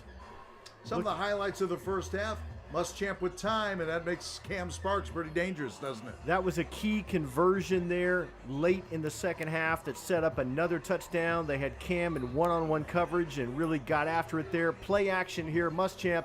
This great catch by the Blanc. Max LeBlanc's had a heck of a game tonight, not just catching, but also blocking. And then this one is spectacular. Screened by the official. Nice hands, fingertips into the end zone for the Red Raiders. Catching the backside of the football, not always an easy task. So I'm not looking ahead to the Macaulay game yet. But Macaulay leads the NBA at halftime 14-0. Macaulay entering tonight's play, number 1 in the state of Tennessee, and Baylor is number 2. Brentwood Academy, rare, unranked. Macaulay 1, Baylor 2. Ensworth and MUS tied for 3rd, and Lipscomb number 5 in the state. So I'm guessing if both teams continue to lead and win tonight, it'll be a 1-versus-2 matchup, Baylor and Macaulay next week. Some of the other scores in the Chattanooga area. Ringgold trailing Adairsville 21-10. That's in the second quarter. Boyd Buchanan, big lead over Chattanooga Christian, 20-0. They've moved into the third quarter in that game. Richland over Bremen, 14-7. Dalton trails Cedartown, 14-6. Sequatchie County and Coalfield scoreless in the first half. Whitwell Copper Basin scoreless right now. East Hamilton and Howard no score first half of that game. Heritage leading Bradley Central. That would be an upset, right? Heritage 9, Yes. Bradley Central 7 at halftime. Heritage 9-7 lead. Bradley Central number 1 in the state, right? Absolutely. Number 1 in their division. Hickson leading Soddy Daisy 28-14. What's happened in Wildcat land? That's at halftime. Nick Rivers is what's happened. Nick Rivers had a great college career at UTC, and translating that back to his alma mater, the Hickson Wildcats. Marion County leading Brainerd 10-6 at the intermission. As we mentioned, Macaulay and MBA 14-0. Big Blue with the lead at halftime. McMinn County leading Ottawa in the first quarter 7-0. Cleveland all over Red Bank 23-7. The Blue Raiders leading the Red Bank Lions at halftime 23-7 to score there. Walker Valley, they're good. Mustangs leading Ray County 28-12 at halftime. A couple of things. All 3 teams in Cleveland are good. The Blue Raiders with the run and shoot, Walker Valley and Bradley Central Yes. with the marquee in terms of talent, Boo Carter and company. And how about Boyd Buchanan, their defense? They've given up 8 points all year. Signal Mountain leading Lookout Valley 42-7. Silverdale over Notre Dame at halftime 19-13. And Sweetwater and Tyner in the first quarter, no score to report on that game. All right, what has to happen here? But I think fundamentally what coaches look at is who's winning the line of scrimmage. And I would say for the most part, Baylor's winning the line of scrimmage, and we saw those 2 LeBlanc catches on that last touchdown drive for Baylor. Baylor's winning the big plays, the chunk yard plays, and the special plays so far tonight. No doubt about it. And their defense has done a nice job containing George McIntyre and company. But when he is comfortable, we've already seen tonight what he can do with that long touchdown pass. So this drive, this opening drive, is maybe a little bit bigger for Brentwood Academy than Baylor. As we said earlier, maybe you get the ball 5 times here in the second half. If you're Brentwood Academy, you have got to get some points on the board on this drive. to change the momentum, give your defense time to get a blow, because they actually have a couple of kids, as we talked about earlier, that play both ways. So even 3 points, Jim, would do a world of good for the confidence of Brentwood Academy. If you're Baylor, just keep putting the pressure on them, making them execute sideline to sideline, and they've done a nice job of getting George McIntyre off his spot. Damani White, Quincy White from their defensive line spots, John Amofa Jr., they've done a great job. Joel Lowenberg has just been fantastic. The last 2 games we've done, he has been spectacular from his linebacker spot. They're going to need more of that in the second half. He had a great game against Christian Brothers last week as well, and has pulled away by far and away the leading tackler for the Red Raiders this year. So that linebacking core's done a good job. I would say this, they haven't gotten to McIntyre a lot, but they have not lost containment. They've made him throw. How many times has he thrown it away? The one thing about I'd say about McIntyre, and Muschamp for that matter, they always look so comfortable no matter what they do. They always just feel like when they have the ball, they are so in charge. That's got to give confidence to everyone else. It's amazing. Yeah.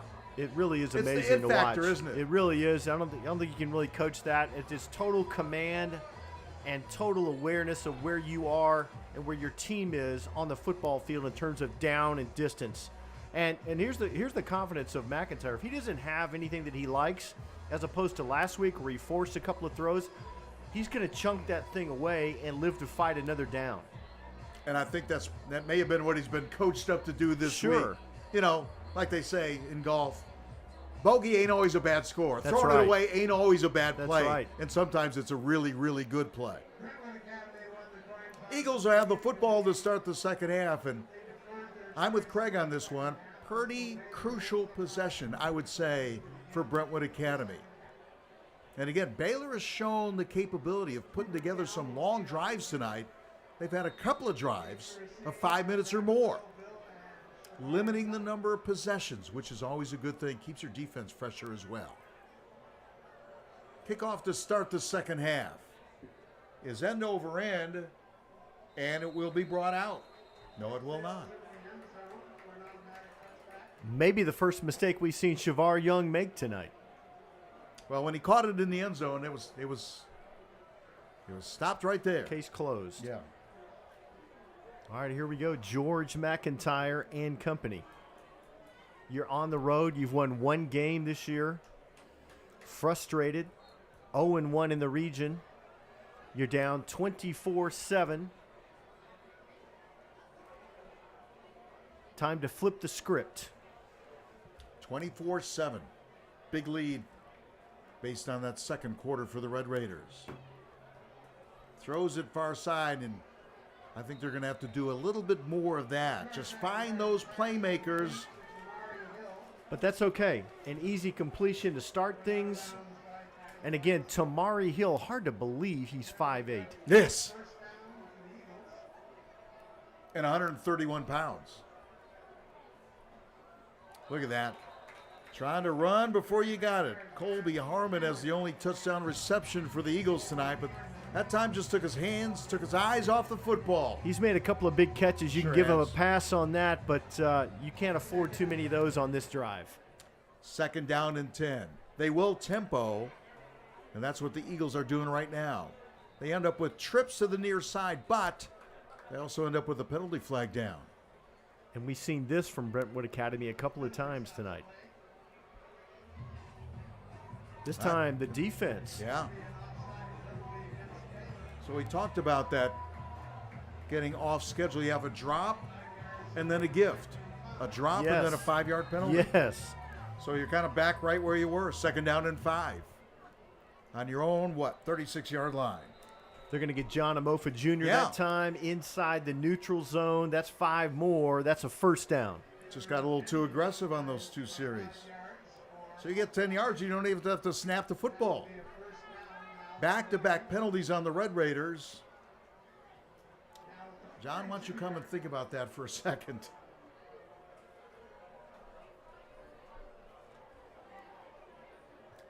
Kuzeman checks in the game. After a couple of offside penalties, encroachment penalties against the Red Raiders. First down and 10 now at the 47-yard line.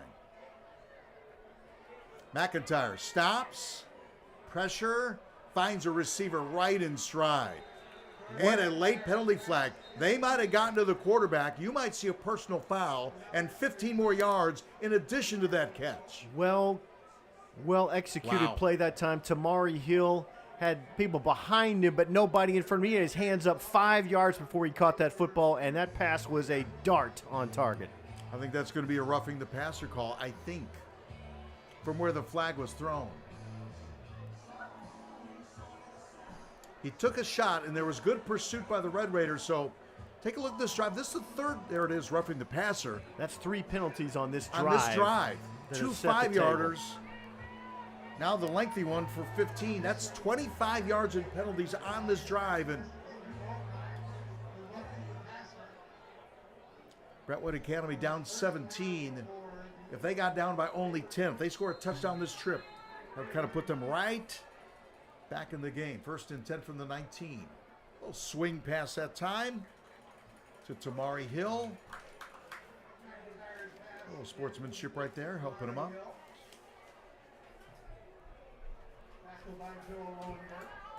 Brax Belleville now in it, running back for the Eagles. He's good. Down to the 15. After a 4-yard pickup on first down. Play action again, right there. Dodges 1, can't dodge 2. Shavar Young found the soft spot in that defense, took advantage of the cushion, and again, an easy throw and catch, and the Eagles are on the move. Just found the soft spot, and as they say, sat down. Just stayed there. McIntyre pulls it out. Throws it on the run. Incomplete pass. I'm not sure if I like that all that much if I'm Brentwood Academy. Throwing it on the run. And then kind of, you can see, try to force that one just a little bit. Again, he threw it low tried to get it where only his man could get it. But second and goal. Clock stopped on the incomplete pass. Baylor trying to communicate an adjustment now on defense. Yeah, both sides are.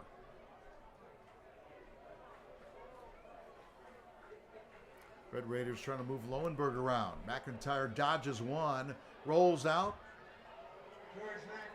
There it is. Uh-oh. Hit him on That's the 4. sideline. So you've had one personal foul penalty, and I'm guessing you're going to have another.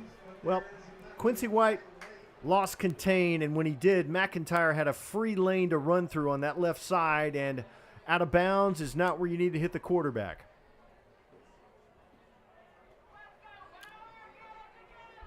So that'll be the 4th penalty on this drive.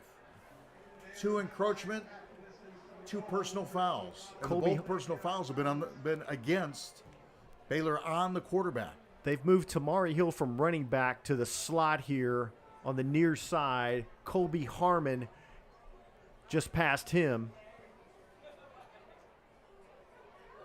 Then it looks like Shavar Young is on the far side. So 3 weapons for George McIntyre as they try to spread the field here. That's why Hill came into this game with 33 catches and 44 carries. He really is a hybrid, or maybe multi-talented. His better terminology. He's effective wherever he is on the football field. Put the ball in my hands. Yes. However, whatever the delivery system is. Now they loaded it up on the right side, and they think they've drawn Baylor off again.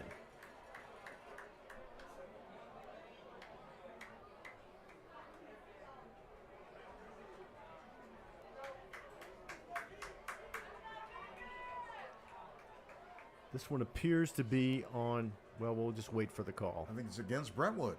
I think that, Look. or there's a conference going on. Yes.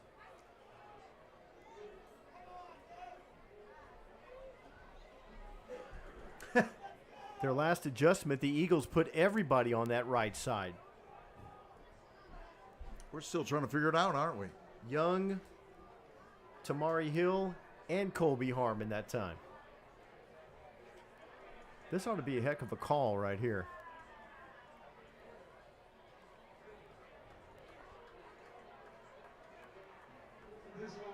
So it's on the Eagles.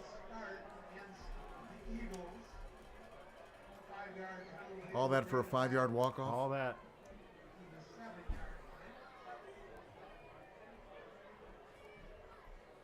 So from the 2, where it was 2nd and goal, now to the 7. It's a big 5-yard penalty right there. Okay, let's play. 10:36 to play, third quarter. Baylor is a result of a 17-point second quarter with a 24-7 lead. Kai Mills Knight, Max LeBlanc have both had really nice games for the Red Raiders, and Tamari Hill, Shavar Young, both pretty darn impressive for the Eagles, and both quarterbacks living up to the billing, I would say, so far. That's a pretty good quarterback show. 2nd and goal from the 7. Now I'd say, Brentwood, you almost have to score. Boy. You've gone this way, you've gone this far in the first drive of the second half. Fans here at Baylor getting into the game a little bit. McIntyre, the 6'5 quarterback. They send the linebacker. That's picked up. He's going to try and run. Throws it on the run, up in the air, and caught for a touchdown. Shavar Young got loose, waited for the scramble, and George McIntyre waited for him to clear the defense. Waited for the right side, threw a dart, got just enough time. Shavar Young makes an easy catch, and the Eagles are 1 point away from being right back in the football game. We talked about them needing to have a touchdown. They got it. When we talk about quarterbacks being cool, when you wait for that separation, You and better believe it. There's 250-pound guys chasing you, and you hang in there, and you can kind of see the field. You're seeing it better than everyone else, or slower than everyone else. Let his man, Shavar Young, and I'd bet on Shavar Young a lot of times to get open the more time the quarterback has. But that's a big score. Caught that football with his hands, protected it, and really, he outran the Baylor defense. The scramble set things up, but the patience to wait was the key to that successful play. Turns out to be 8 plays, a minute 31, 80 yards. And how many yards in penalties? 40 yards in penalties, right? At least. Two personal fouls, a roughing the quarterback, a hit out of bounds, and 2 encroachment penalties against the Red Raiders. So Baylor definitely aided in the success of Brentwood Academy. But So if you're Eric Kimry, number 1, clean that up. No free passes, no gifts, and just turn it back over to Whit Muschamp in your offense. And again, first downs lead to touchdowns. Execution, priority number 1. maybe focus. Wow. They try an onside kick or a pooch kick, but Baylor is up for the challenge. They recover. Jim, I think back to the first game we did, Rayburn Gap was able to pull that off in the second half, and the Red Raiders have been all over it special teams-wise ever since that play. And boy, what a big turn of events here. Now you take over at the 44-yard line of the Eagles. You know, that's a heck of a gamble. I guess I get it. But you have just given the Red Raiders a short field, putting them on the 44-yard line. Muschamp rolls out far side. Underneath. Picked off. Is it picked? Underthrown and picked off. Yes. And that's Shavar. No, it's not Shavar Young. That's Isaiah Williams Absolutely. with the pick. Williams, the junior, 5'10", 148, slightly underthrown. The receiver, did the official go down? I think one of the officials went down. Jim, I don't think that ball was tipped. I think he just lost his grip on it. Could have been. And Wow. Isaiah Williams came back for the football. So you lose the onside kick, Yes. and you get it right back. First turnover of the night. First time it's really been close to one. I don't think the ball's been on the ground game at all, but what a turn of events for Brentwood Academy. What they needed to do, they have now done. Didn't get the onside kick, but got the football. They will take over at their 15-yard line. Which, as you can see, with 10:20 remaining. Boy, and if you're Baylor, you want to get this thing settled down here. You've had penalties, interception now. Been giving out gifts, and it's not Christmas.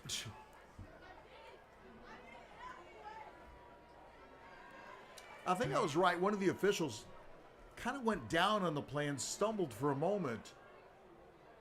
And just to the left side of your screen, they're talking to him around the 20, around the 15-yard line. So the training staff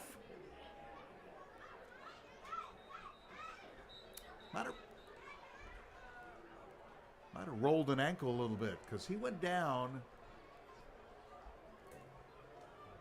I was talking to one of the officials the other day. He goes, and he said, you know, I just keep the clock now. That's all I can do. He goes, I can't keep up with these guys. They're way too fast. I go, you know what? I understand what you're saying.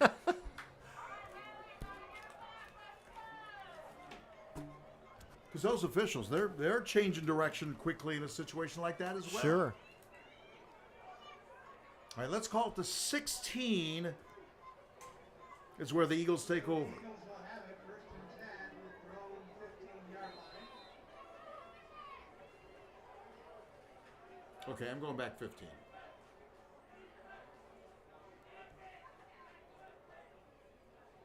McIntyre checks with the coaching staff.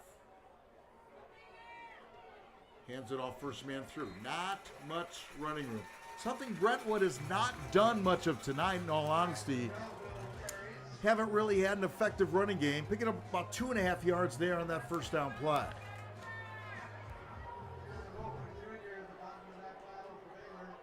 We've only played a couple of minutes in this second half and already had a lot of activity. High snap. Going to try and run it again.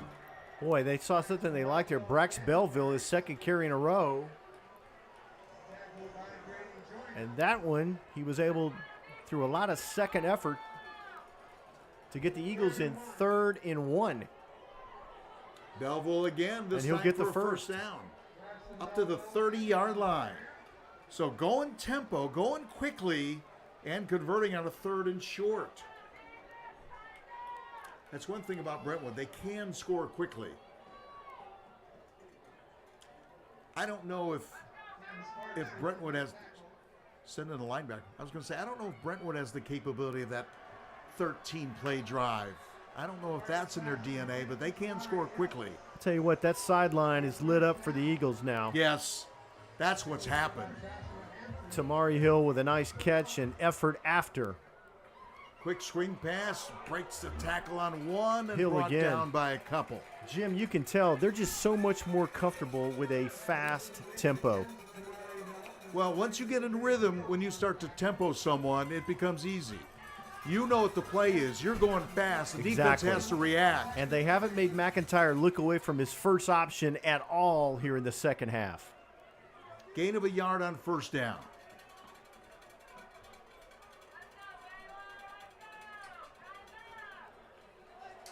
McIntyre putting in a lot of yards. Talking to receiver, talk to running back, gets the play off, rolls out far side, sets, throws long, and incomplete. Overthrown. He really waited a little bit too long to throw that ball. Tamari Hill had separation, too much air under there, and the defense closed. Able to recover just at the last moment. But an incomplete pass and a chance for everyone to get a breath, I guess. Third down, about 9 yards to go.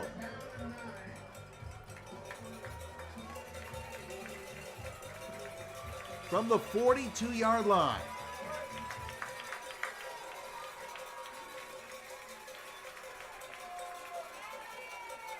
Throwing the out. That is such a tough catch. I was going to say, that throw goes a long way from the near side all the way to the far side on an out. And you just have to have that major arm strength. He's a 4-star quarterback, and you can see why in a play like that. Well, Shavar Young had some 5-star hands on that one as well. Yeah. Hit and brought down in Baylor territory down to the 43-yard line. And again, you see when When they execute at this pace, they're much more effective. Yes. When they play at this pace. 2 receivers left, 2 right, no tight end. And running room. That's Tamari Hill right up the gut that time. Boy, was it Hill or it was or Brax Belleville. Yeah. And again, when the Eagles get the play in quicker. Look how fast they're going. Yes. Not much there. Solid defense that time. They came up with a football. They're going to rule him down. They're saying that Belleville was down, then the football was ripped away, so it remained in the hands of Brentwood Academy, but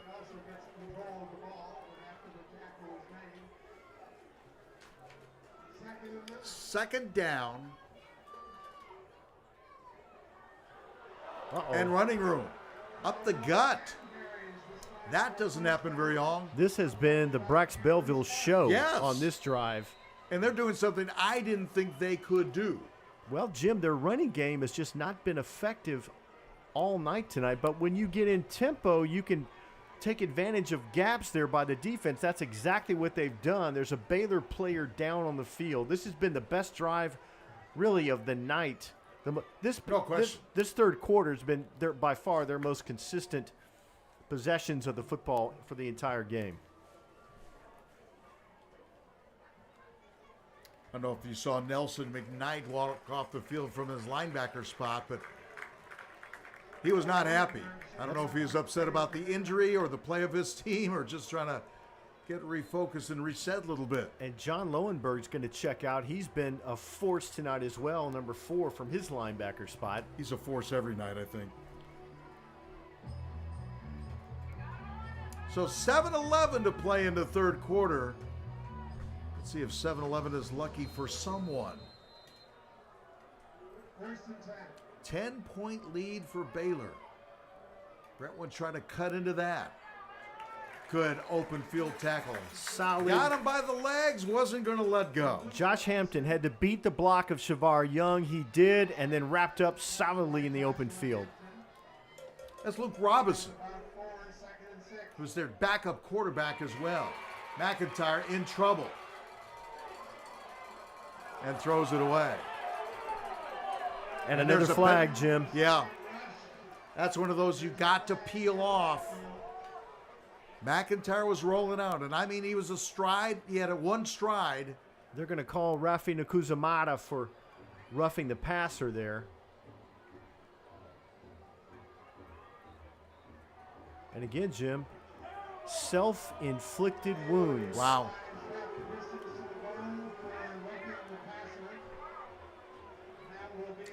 Fans not happy, but he let it fly, and then the hit occurred.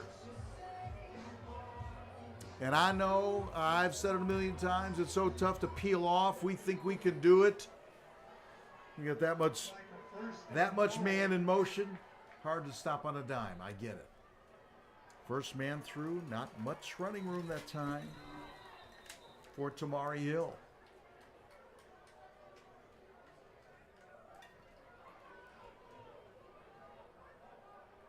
So Brentwood Academy has come out in this second half, forced the only turnover, gambled a little bit, got in their offense, which is tempo, short passing game, but they've added the ground attack to that as well.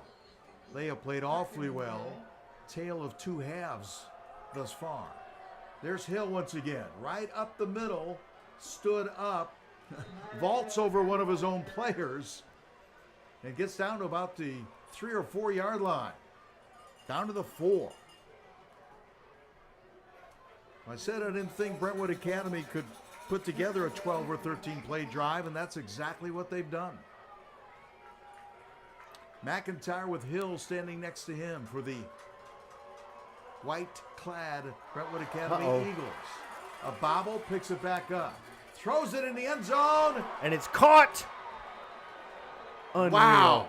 I thought that was going to be picked. Instead, Luke Robinson, the junior, with the catch for a touchdown.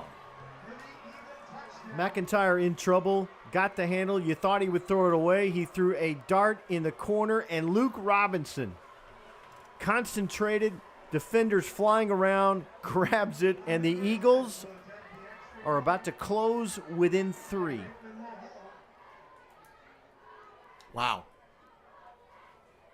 Extra point, a crucial one, is good. I think fans here, and even up here, a little bit stunned at what happened. You have a turnover on one end. I thought that was going to be picked in the end zone by the Red Raiders. Instead, somehow Robinson comes away with it, comes up with a score. And all of a sudden, the clock is not a factor. 5:31 in the third.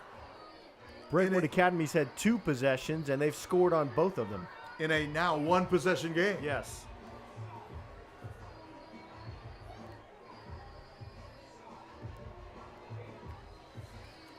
Something happened at halftime. So what was a 24-7 lead is now a 24-21 precarious lead.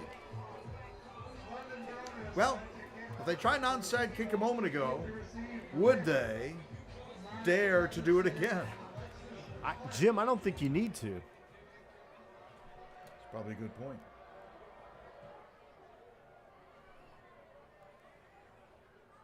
Into the end zone.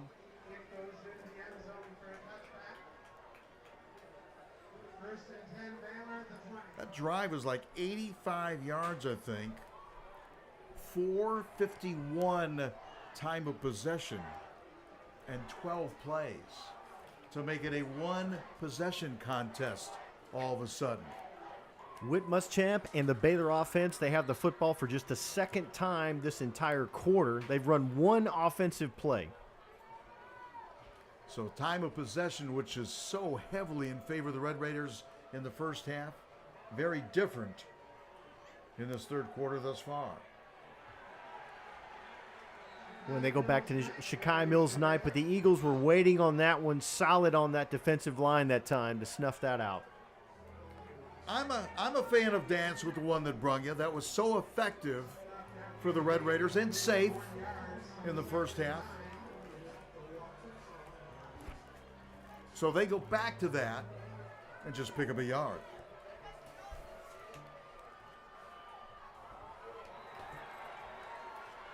Muschamp, one of the few inaccurate throws he's made tonight, hurried that one a little bit, way underthrown, and now it's 3rd down and 9. I think that was one he held on to it a little bit too long. It looked like his release point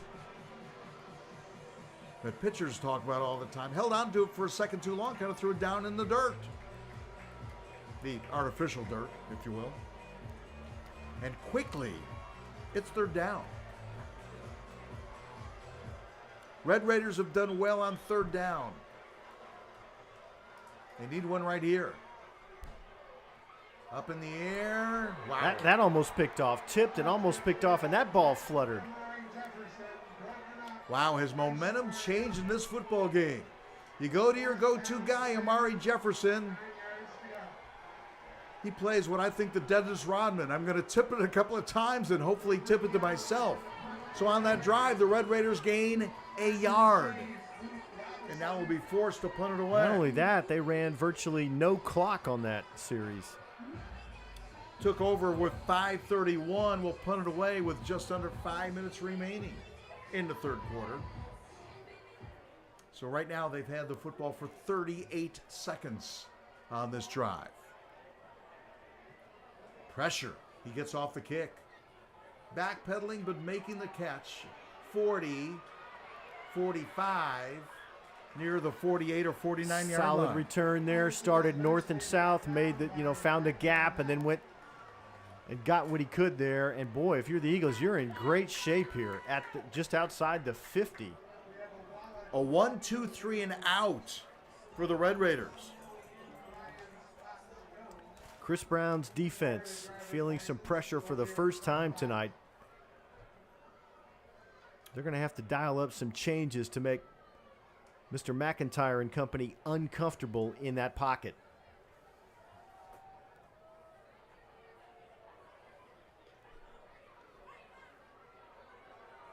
Got a Baylor player down. I thought it was Damani White. Yeah, it is. Gets up, a little bit slow, but but they're going to need him. So Brentwood Academy takes over on the 48-yard line. First down and 10, and again, good field position.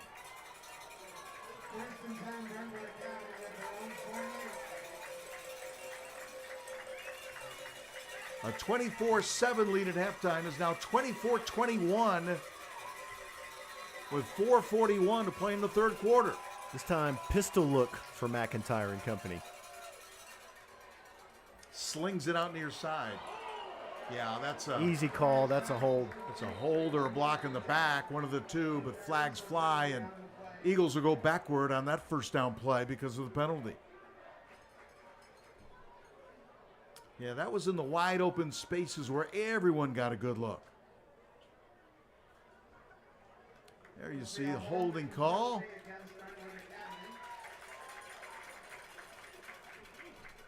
Well, it's a drive breaker. Tough to overcome that kind of penalty on first down or any down.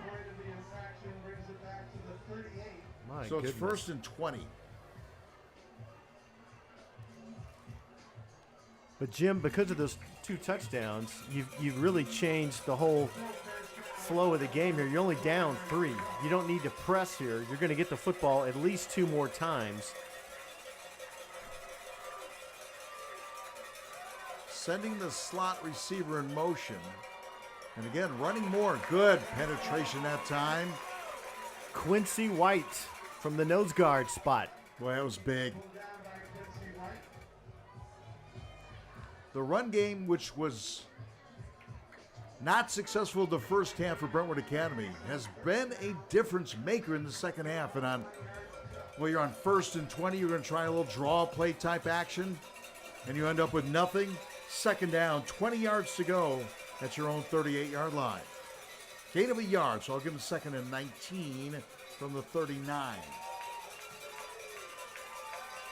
But you're way in back of the stick still. As the 6'5 junior quarterback takes the snap, dumps it off far side.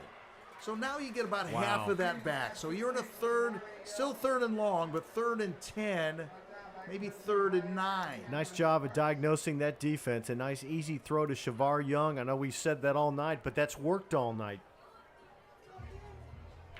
Yes. Sorry, Tamari Hill with that. Third down and 9. Near midfield at the 49-yard line. Have to get to the Baylor 42. McIntyre steps up. He's going to run it himself. Slides down 2 yards short. That's a cagey move. I thought they were drawing a bullseye on him, but he found the soft spot in that defense and got down, avoided the hit. 4th and short. About 2. Yeah, I'm going for it. Yeah, I'm going for it. Yeah, I mean, I'm not just trying to draw him off sides. I'm running a play here. And he does. For a first down, I believe. Yes, close to it. Had to get to the 42, and I think at least that second effort. I think he got there initially. But brought it down to the 41, yeah. That's an Eagle first down, and they've definitely got momentum on their side. Looked like they went to the freshman Larry Sanders, number 25, with that carry. It's a Larry Sanders show. And a stoppage.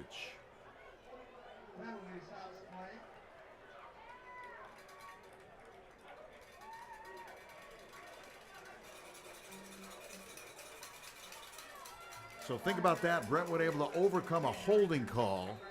That just doesn't happen very often. Now we'll have to overcome another penalty, losing 5 yards. First and 15 instead of the 41 on the 46-yard line. But in Red Raider territory.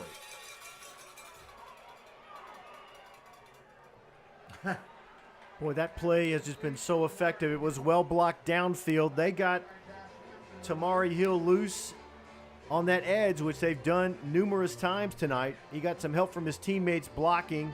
He picked up about 11. Yes.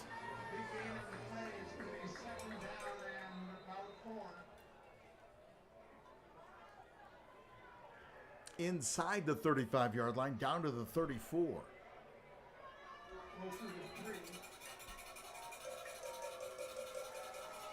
hit in the backfield and a spin move away Oh, my goodness. in the arms of Quincy White. Quincy is going to think about that play for the next week. A dead bullseye shot on the running back Had him wrapped up. could not seal the deal. Yeah, spun away. It's going to be third down about a yard and a half maybe. Big play.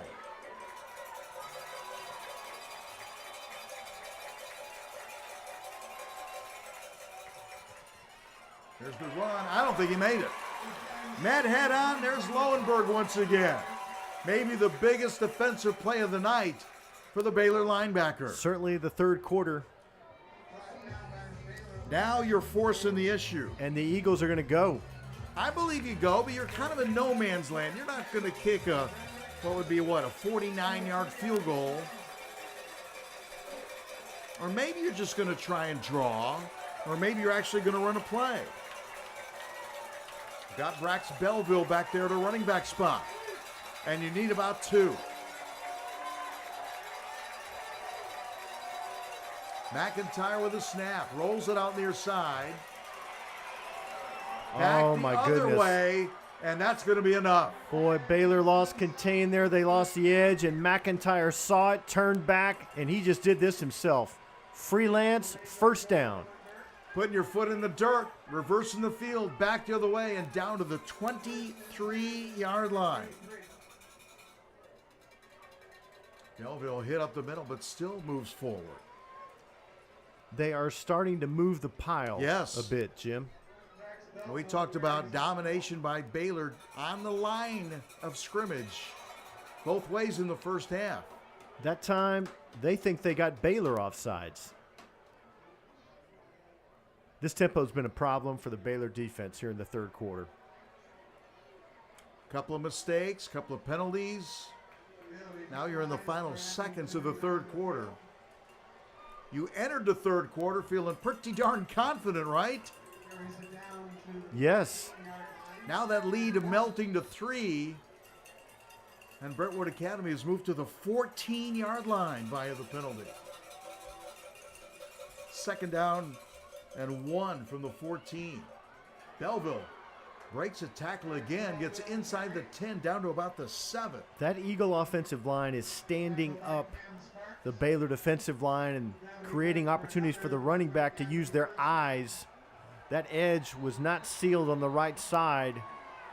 And we go to the fourth quarter. One possession ball game.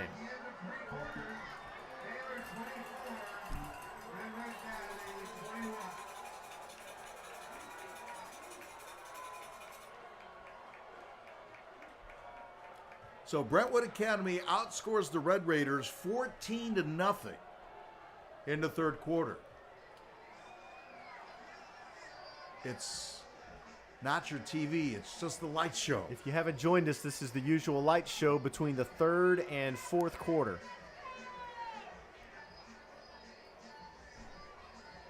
Or Ronald Acuna just hit another home run, which I think he let off the game again tonight with one, to be honest with you.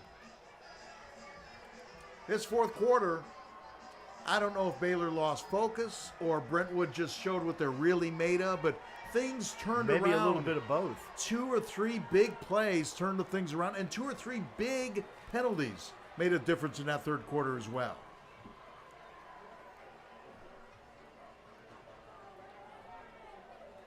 Macaulay now has a 21-0 lead on NBA, as they are nearing the end of the third quarter across town for the number 1 ranked team in the state, and the next opponent for the Red Raiders next week. I think that'll be a heck of a football game. And I've heard there's a rivalry between the two. They are spotting this football at The 7. look like the 7. If you could somehow get out of here with just giving up a field goal, that would feel like a win. You'd feel good about it all day.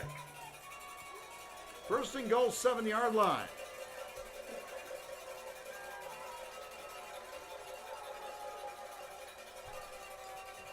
McIntyre with Belleville standing next to him. Rolls out near side. and makes it happen. Oh, my goodness. Now there's a flag down. McIntyre wasn't advertised as having a lot of wheels, but he's got some nice freelance moves here in the open field. He should have been stopped dead to rights. Nice juke move at the end there.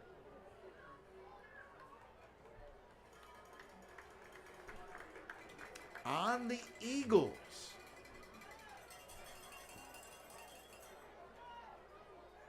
So instead of 2nd and goal inside the 1. Boy, penalties have been really, really big so far tonight. Yes. They're going to call an illegal shift that time on the Eagles. Now they go to the 12. Yeah. You get in this situation, yards are hard to come by. Everyone's compact in there, 22 bodies.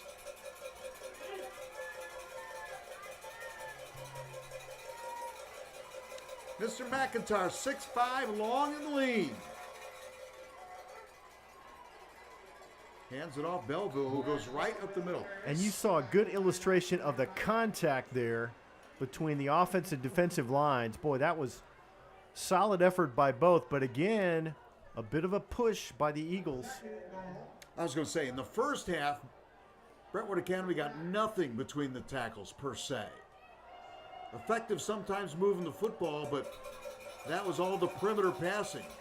But they're getting some yardage, some mileage between the tackles in the second half. Pass complete, one-on-one move, gets past one, gets down to the 4-yard line. Boy, that was interesting. They send a man in motion to the far sideline and then to the right. Then they turn back and go left. Robinson once again.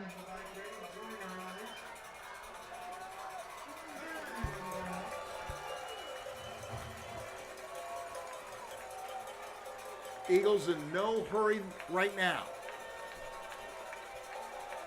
They bunch the receivers to the right.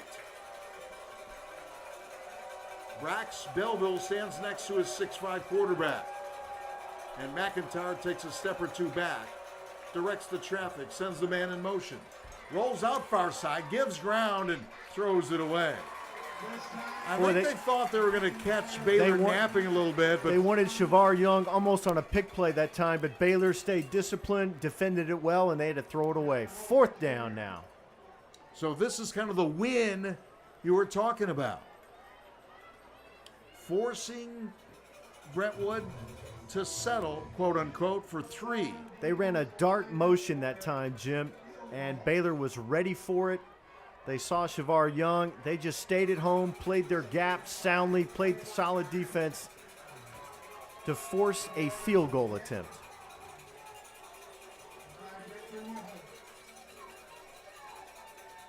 About a 20-21 yarder. We'll call it 21. And it's good. And guess what? We're tied.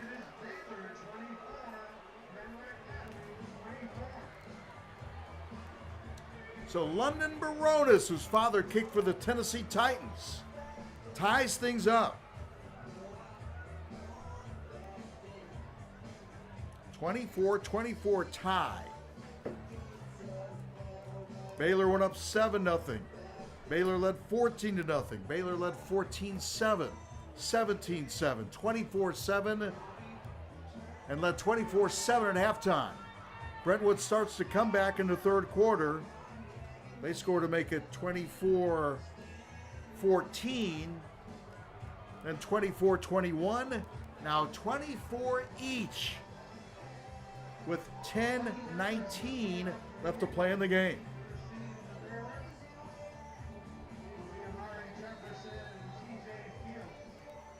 So if you're Brentwood, you got to feel like you have a brand new football team. No question. Brand new life. If you're Baylor, this is not a time to panic. 10 minutes, 19 seconds left.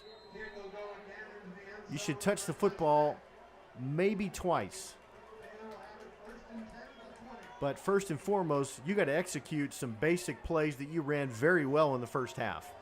Well, right when I said Brentwood Academy didn't have that in their DNA, they ran a drive for 6 minutes and 22 seconds. 6:22. in about 13 plays. And tied the game at 24-24. All right, this is what we wanted. Tight game, fourth quarter. Tight? Tied. With 10:19 to play. Well, you can see Brentwood now. They are bringing some pressure in those gaps. They are keying on Shakai Mills Knight. Well, taking away option number one, the easiest option there is. He gets 3 yards on first down. But I would say if you're Baylor, you don't mind putting the ball in the hands of Whit Muschamp and saying, okay, all right, you want to take away number one? We'll go with that receiving core. 2 receivers left, 1 right on 2nd and 7. There he goes, Amari Jefferson. Not a bad choice, but a great tackle. Solid open, and guess Great solid open field tackle. I think that's Shavar Young. What can't he do? I think I've seen what he can do. It's either him, might be Arquez Fontenot. Can't really tell with the numbers. But a big third down play right here. You're on the 24-yard line on a 3rd down and 6. So Baylor pretty good on 3rd down so far this year. This might be a critical one right here, right now. Trips right, that means 3 receivers right side for Muschamp. He rolls out far side, throws it on the run, and finds a receiver. Boy, Amari Settles ran a great pattern and came back for the football when his quarterback scrambled.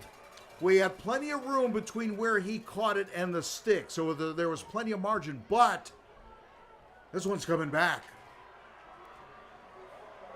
Wow. Fans just realizing that when they saw both teams headed in that direction. Wow. And those flags have been big, big, big in this football game thus far. Back to the 18.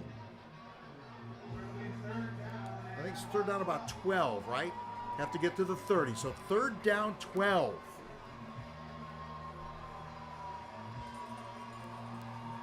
A 3-man front for Brentwood Academy. Let's see if they stay that way. Now they put 4 on the line of scrimmage. A.J. Barbat moves up, and we saw him against McCauley last week. He's a guy that's all over the field. They move him at kind of a hybrid linebacker. He moves to that defensive end spot every so often. Right now, you see number 5.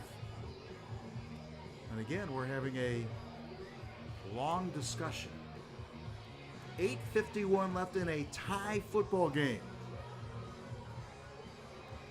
Baylor's been shut out thus far in the second half. While Brentwood Academy has scored 17. Baylor had a 24-7 lead at halftime, up by 17. Then 17 unanswered in the second half, and thus They're trying to get the spot right. we are knotted.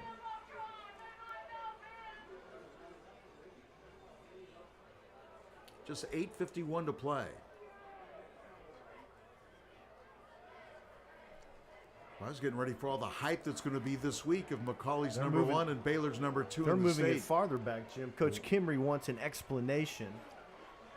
I guarantee you those guys don't want to give him an explanation. He I got guarantee you one. of that. He got a brief one. I'm sure it was not satisfactory. So 3rd down and about 16. At the 14, have to get to the 30 for a first down. To the 30. Muschamp puts it up in the air. Pass complete. How about that? Got what they needed. Got not the 30, but the 32-yard line. And a guy that's had a outstanding night thus far. The big tight end. Max LeBlanc. Sounds like a villain from a James Bond movie. He's the hero on that play. St. Bruno, Quebec, Canada. First down at the 32-yard line. What a weapon. 1st and 10. What a big first down. Now going back to that running game that might be softened up just a tad. Picks up about 3 to the 35. And Cody Davenport. makes his appearance. He's played the last 3 or 4 snaps for the Red Raiders. Now they go back to Shakai Mills-Knight. So let's talk about clock management. Under 8 minutes left.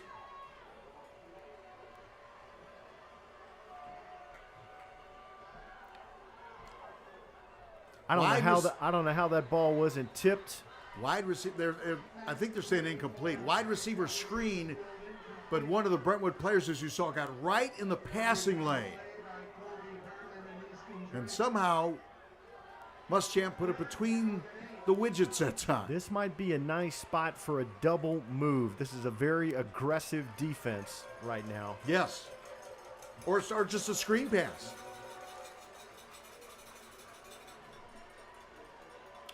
Third down at about 7.5 or 8. Empty backfield, Shakai Mills-Knight. Amari settles at the top of the screen. With time, over the middle. Who's that? There is that man again. Number 11, right on time. The guys from Canada are having a good night. Shakai Mills-Knight and that Max LeBlanc, both from Quebec. How about that catch in a crucial play, bringing it down to the 20-yard line. Wow. Max LeBlanc is clutch. My goodness. To the 20-yard line. First down and 10. Talk about flipping the field, overcoming a penalty. Long third down. Go back to that guy from Montreal. Yes, sir. Shakai Jim, Mills-Knight. if they win this, they might play the Canadian national anthem. Little misdirection that time. Back near side. What a play by number 9. Just a fantastic defensive play. In the open field, no margin for error. Shavar Young, tackle for a loss. Boy, I like the future of those two guys. Cam Sparks, Shavar Young. I want my tickets next year when they play in Nashville.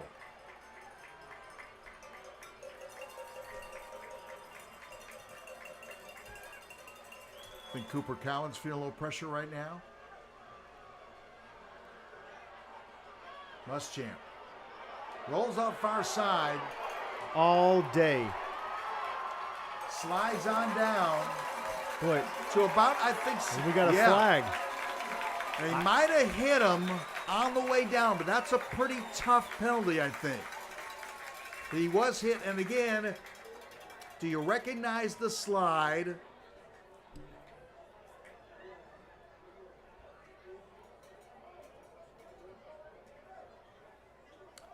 I'll say this, he slid late. I continue to be amazed by his vision and the way he can sense openings on the football field. He was going to his right, in trouble, turned left, saw open space, and took advantage. They're saying targeting. Hit to the head, yeah, on a target.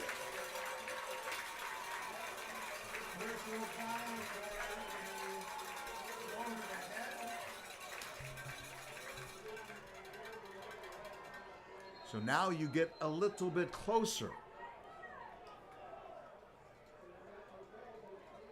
Right now it's at the 5-yard line.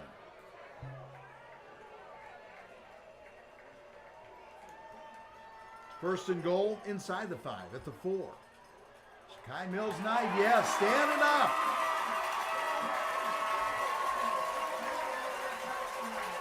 That was entirely too easy thanks to that Baylor offensive line, the right side.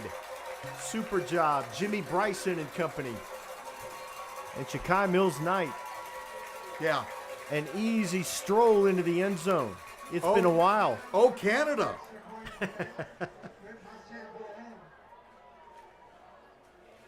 So scoring with 5:50 left to play in the game. Mills-Knight marked down his 3rd touchdown of the night. Mills-Knight, touchdown run of 25, 7, and now that short one of 4 yards. but that's the one that breaks the tie with 5:50 left to play in the game. How about that drive? Had a few stops and starts, right? My goodness. Penalties, Max, third down conversions. Yeah, we got it. No, we didn't. Penalty on the play. Third and long situations. we're going to give Max LeBlanc best supporting actor on that drive. There you see the touchdown by Shakai Mills-Knight. But this one is far from over. 5:50 feels like a lifetime to deal with George McIntyre and that Eagle offense.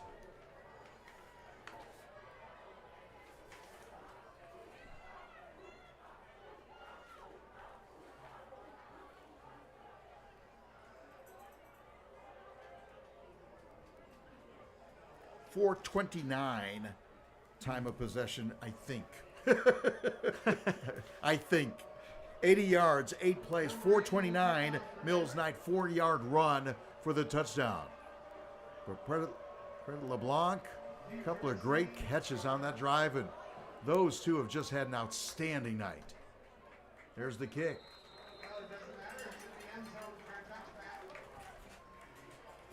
So All right.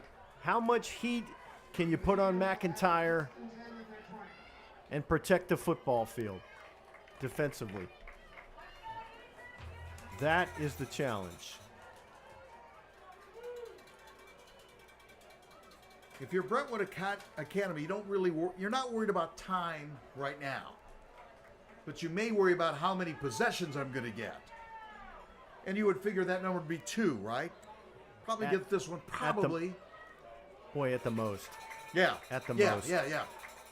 I mean, the time is now. If you're Brentwood Academy. Defensively, a couple of things, Jim. They have lost contain on the edge a couple of times here in the second half, and Brentwood Academy has made them pay. This is the time to be disciplined defensively. It is so appetizing for a defense when McIntyre scrambles, but he's got an uncanny ability to find the open space. With a reverse. With McIntyre leading the charge. Back to the line of scrimmage for a gain, and then 2 more. He's not going to get credit, but Damani White helped blow that play up with his initial penetration, got some help from his teammates.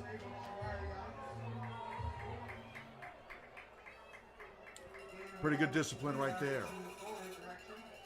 Boy, throwing to the short side is always tough, I think. There's just, when you have athletes like that, there's just not a whole lot of room to operate.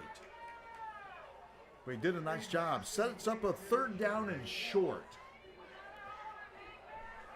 Boy, if you can force a punt here on the third down and 2.5, 3 yards.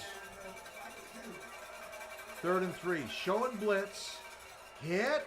But close. Gets across the 30. I think he's got it. He's got it because he had to reach the 30. Remember, took over on the 20. They are moving the chains. No question.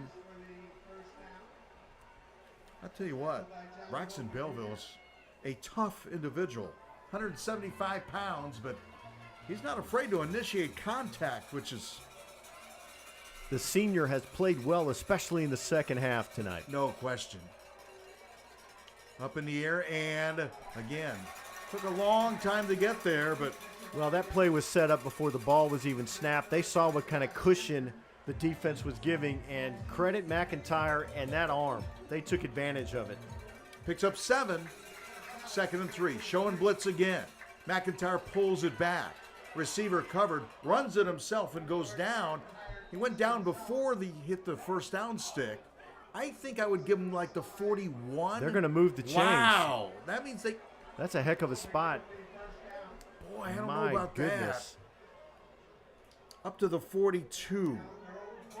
Okay. 1st and 10 at the 42 with under 4 minutes left in the clock running. Up in the air, complete, far sideline. One thing Brentwood Academy has done, especially in the second half, they've made the first tackler miss. Yes. Any coach will tell you that's the key to a successful pass play. And secondary coaches say, okay, they're going to catch balls in front of you. They're going to make sure as soon as they catch it, you get them down. And this is another penalty on Baylor and an automatic first down. Wow. They're going to call face mask.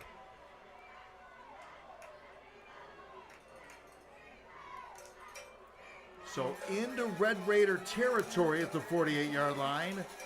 1st and 10.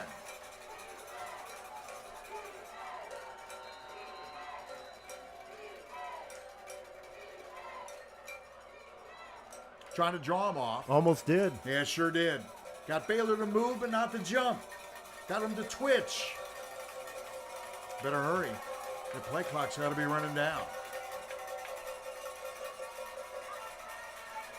Boy, it's taking a long time. High snap. Brings it back down. Good job defensively on Tamari Hill. Grady Joyner with a solid effort that time. He's had a good night as well.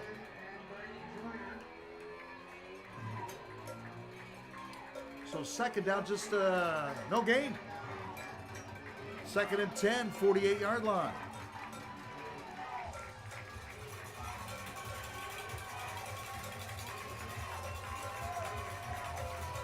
Belleville in the backfield along with his quarterback. You don't get those two confused because one's a helmet tall. Chase from the backside. Play of the night. Quincy White finally gets home. And Play McIntyre. of the night defensively, back to the 39-yard line. They brought the house and they got home. McIntyre's a little bit shaken up. He took a pop that time. Clock continues to run. And you got to feel like this is 4-down territory despite where they are on the football field. Defensive coordinator Chris Brown dialed it up and dialed it up correctly. 3rd down play. Play of the night.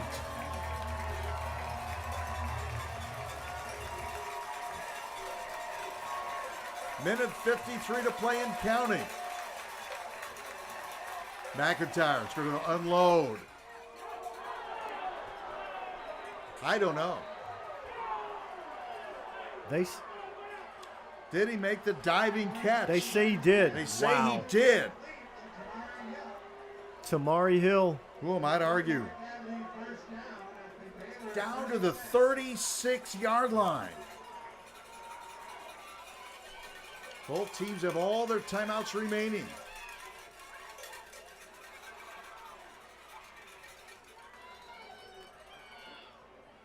Down to the 30. You might be at the point where you're going to use one of those timeouts if you're Brentwood Academy. Again, McIntyre found the single coverage and went right after it. That throw to Tamari Hill was clutch. The catch was even better than the throw. Yeah, catch of the night. 2nd down, about 4 or 5. They go to Belleville, who breaks a tackle and gets the first down at the 24-yard line. Wow. How many times has momentum shifted in this second half? Quickly, Belleville up the middle. It's tempting to want to strip that ball out, but you've got to stay low as a defensive line and a tackler. Wrap up. Belleville's got some toughness packed into 175 pounds, right? Absolutely. Pretty tough character. There's the timeout with 45 seconds remaining. And Baylor leading it by a touchdown, 31-24. Wow. Something to think about, the way they've thrown the football and executed. If they score here, they might just go for a 2-point conversion and go for the knockout shot. I feel like we've watched marvelous Marvin Hagler and Thomas Hearns here in the second half. You're dating yourself. That's okay. If Brentwood scores, do they go for 2? Do they wait for the overtime? Do you feel like you have a good enough 2-point conversion play to get that done? Is that your best opportunity? Well, your offense is hot. Your offense is red hot.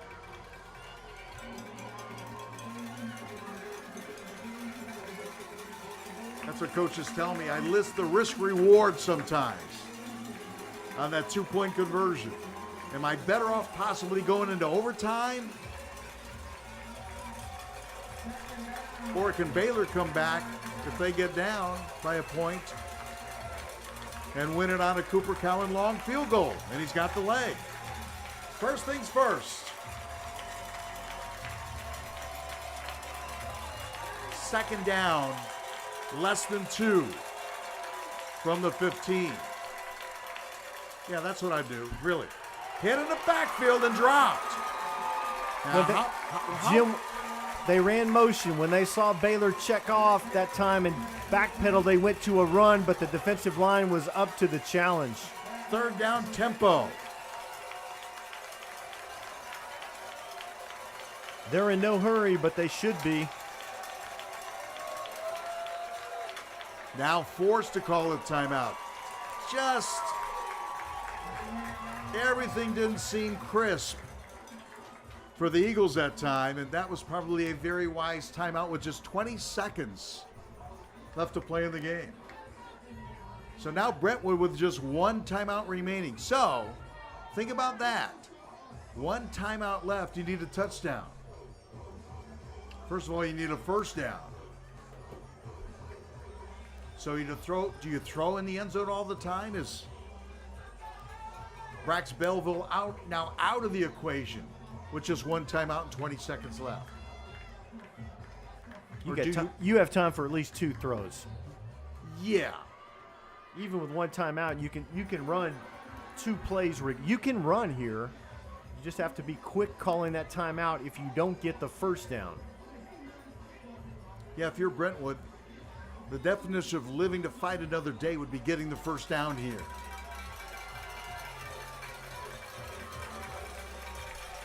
Do the Red Raiders, do they have the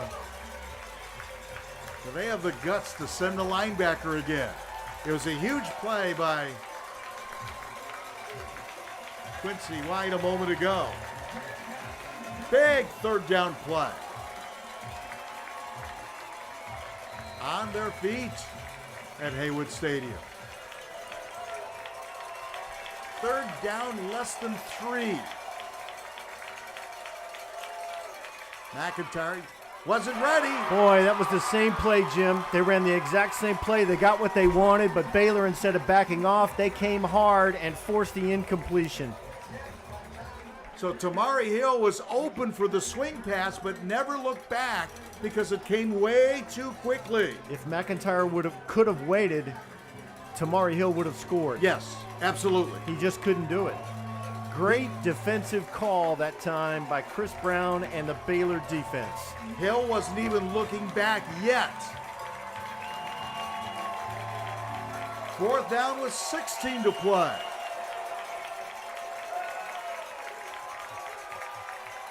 Chased again, up in the air, and incomplete. Wow. Boy, Jim, you thought McIntyre would hang in there and throw to Tamari Hill on the left side, but he just didn't have time. Bend but don't break. The Baylor defense answers the bell.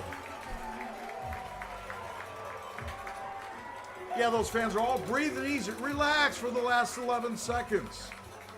Might have to take a knee twice. This was a great football game. Ups and downs.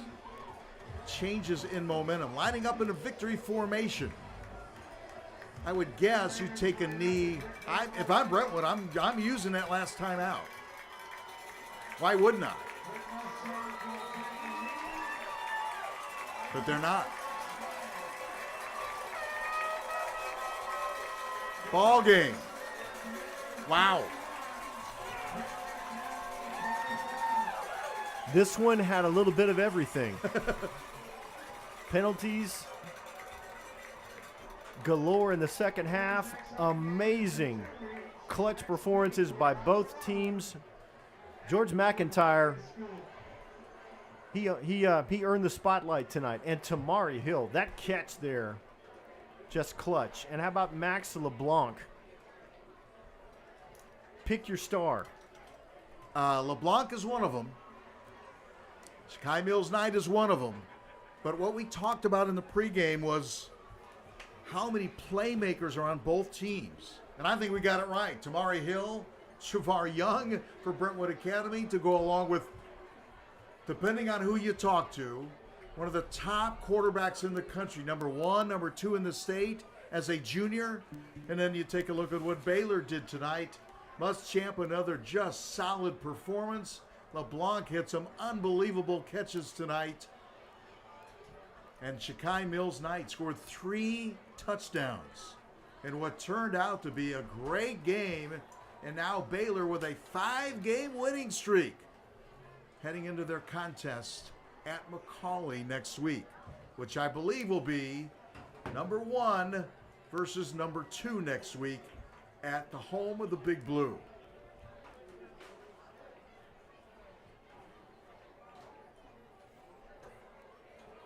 Wow.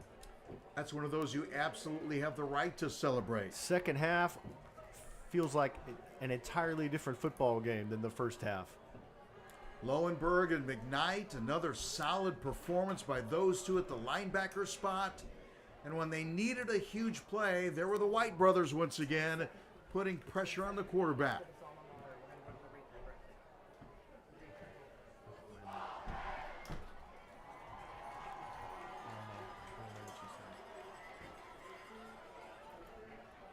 Little celebration going on. Now, mark it down at 9:58. You can start thinking about McCallie a little bit, right? Or maybe you get to enjoy this one for, what, an hour? Need to enjoy this one, learn from this one, and load up for the biggest game of the year. Plenty of highlights tonight. Shakai Mills-Knight carried the note early and often as Baylor got off to a fantastic start, 14-0 before you could even blink. Whit Muschamp on point, on demand. Great pass here to Cam Jones. That was a key play in the first half. Cam Sparks in the first half. Baylor so effective, Jim, offensively in the first half, almost on cruise control. Max LeBlanc. How many times did we see this tonight? You're going to see it again. On this play, he's going to make a fantastic catch. Screened by the referee, catches the back of the football for a touchdown. It's 24-7 at the half, but the Eagles said, forget that. They're going to have some more, and they rallied thanks to some penalties and some great execution on their part. They have some playmakers as well. McIntyre loses the handle and then throws a like a wounded duck. It was right on time for the touchdown. They added a field goal. This one came right down to the wire. And unlike my heavyweight fight reference, we're not going to go to the judges' cards on this because Baylor is going to answer with just enough. Again, it's LeBlanc. Wow, what a night he's had. Really just, he makes nothing but clutch catches.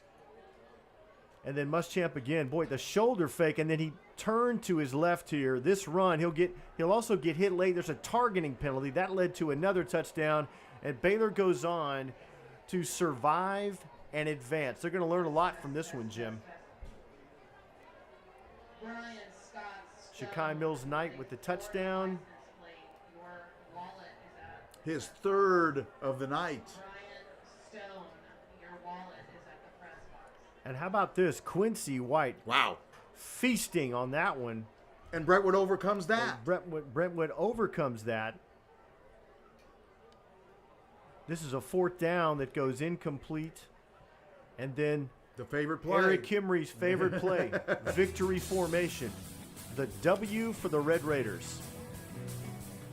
Eric Kimry, win number 210 of his career and 16 of his Baylor career. What a great win for the Red Raiders tonight. What a good football game. Thanks to all of our crew and everyone that helped make it possible tonight. For Red Raiders fans, they'll travel across town and see the Blue Tornado next week in a battle of 1 versus 2. We'll see you in a couple weeks here at Haywood Stadium. Enjoy Baylor football all the time. Just go to the website. You can find out all the information on Baylor athletics. We were tied for a while. Baylor comes through with a victory, winning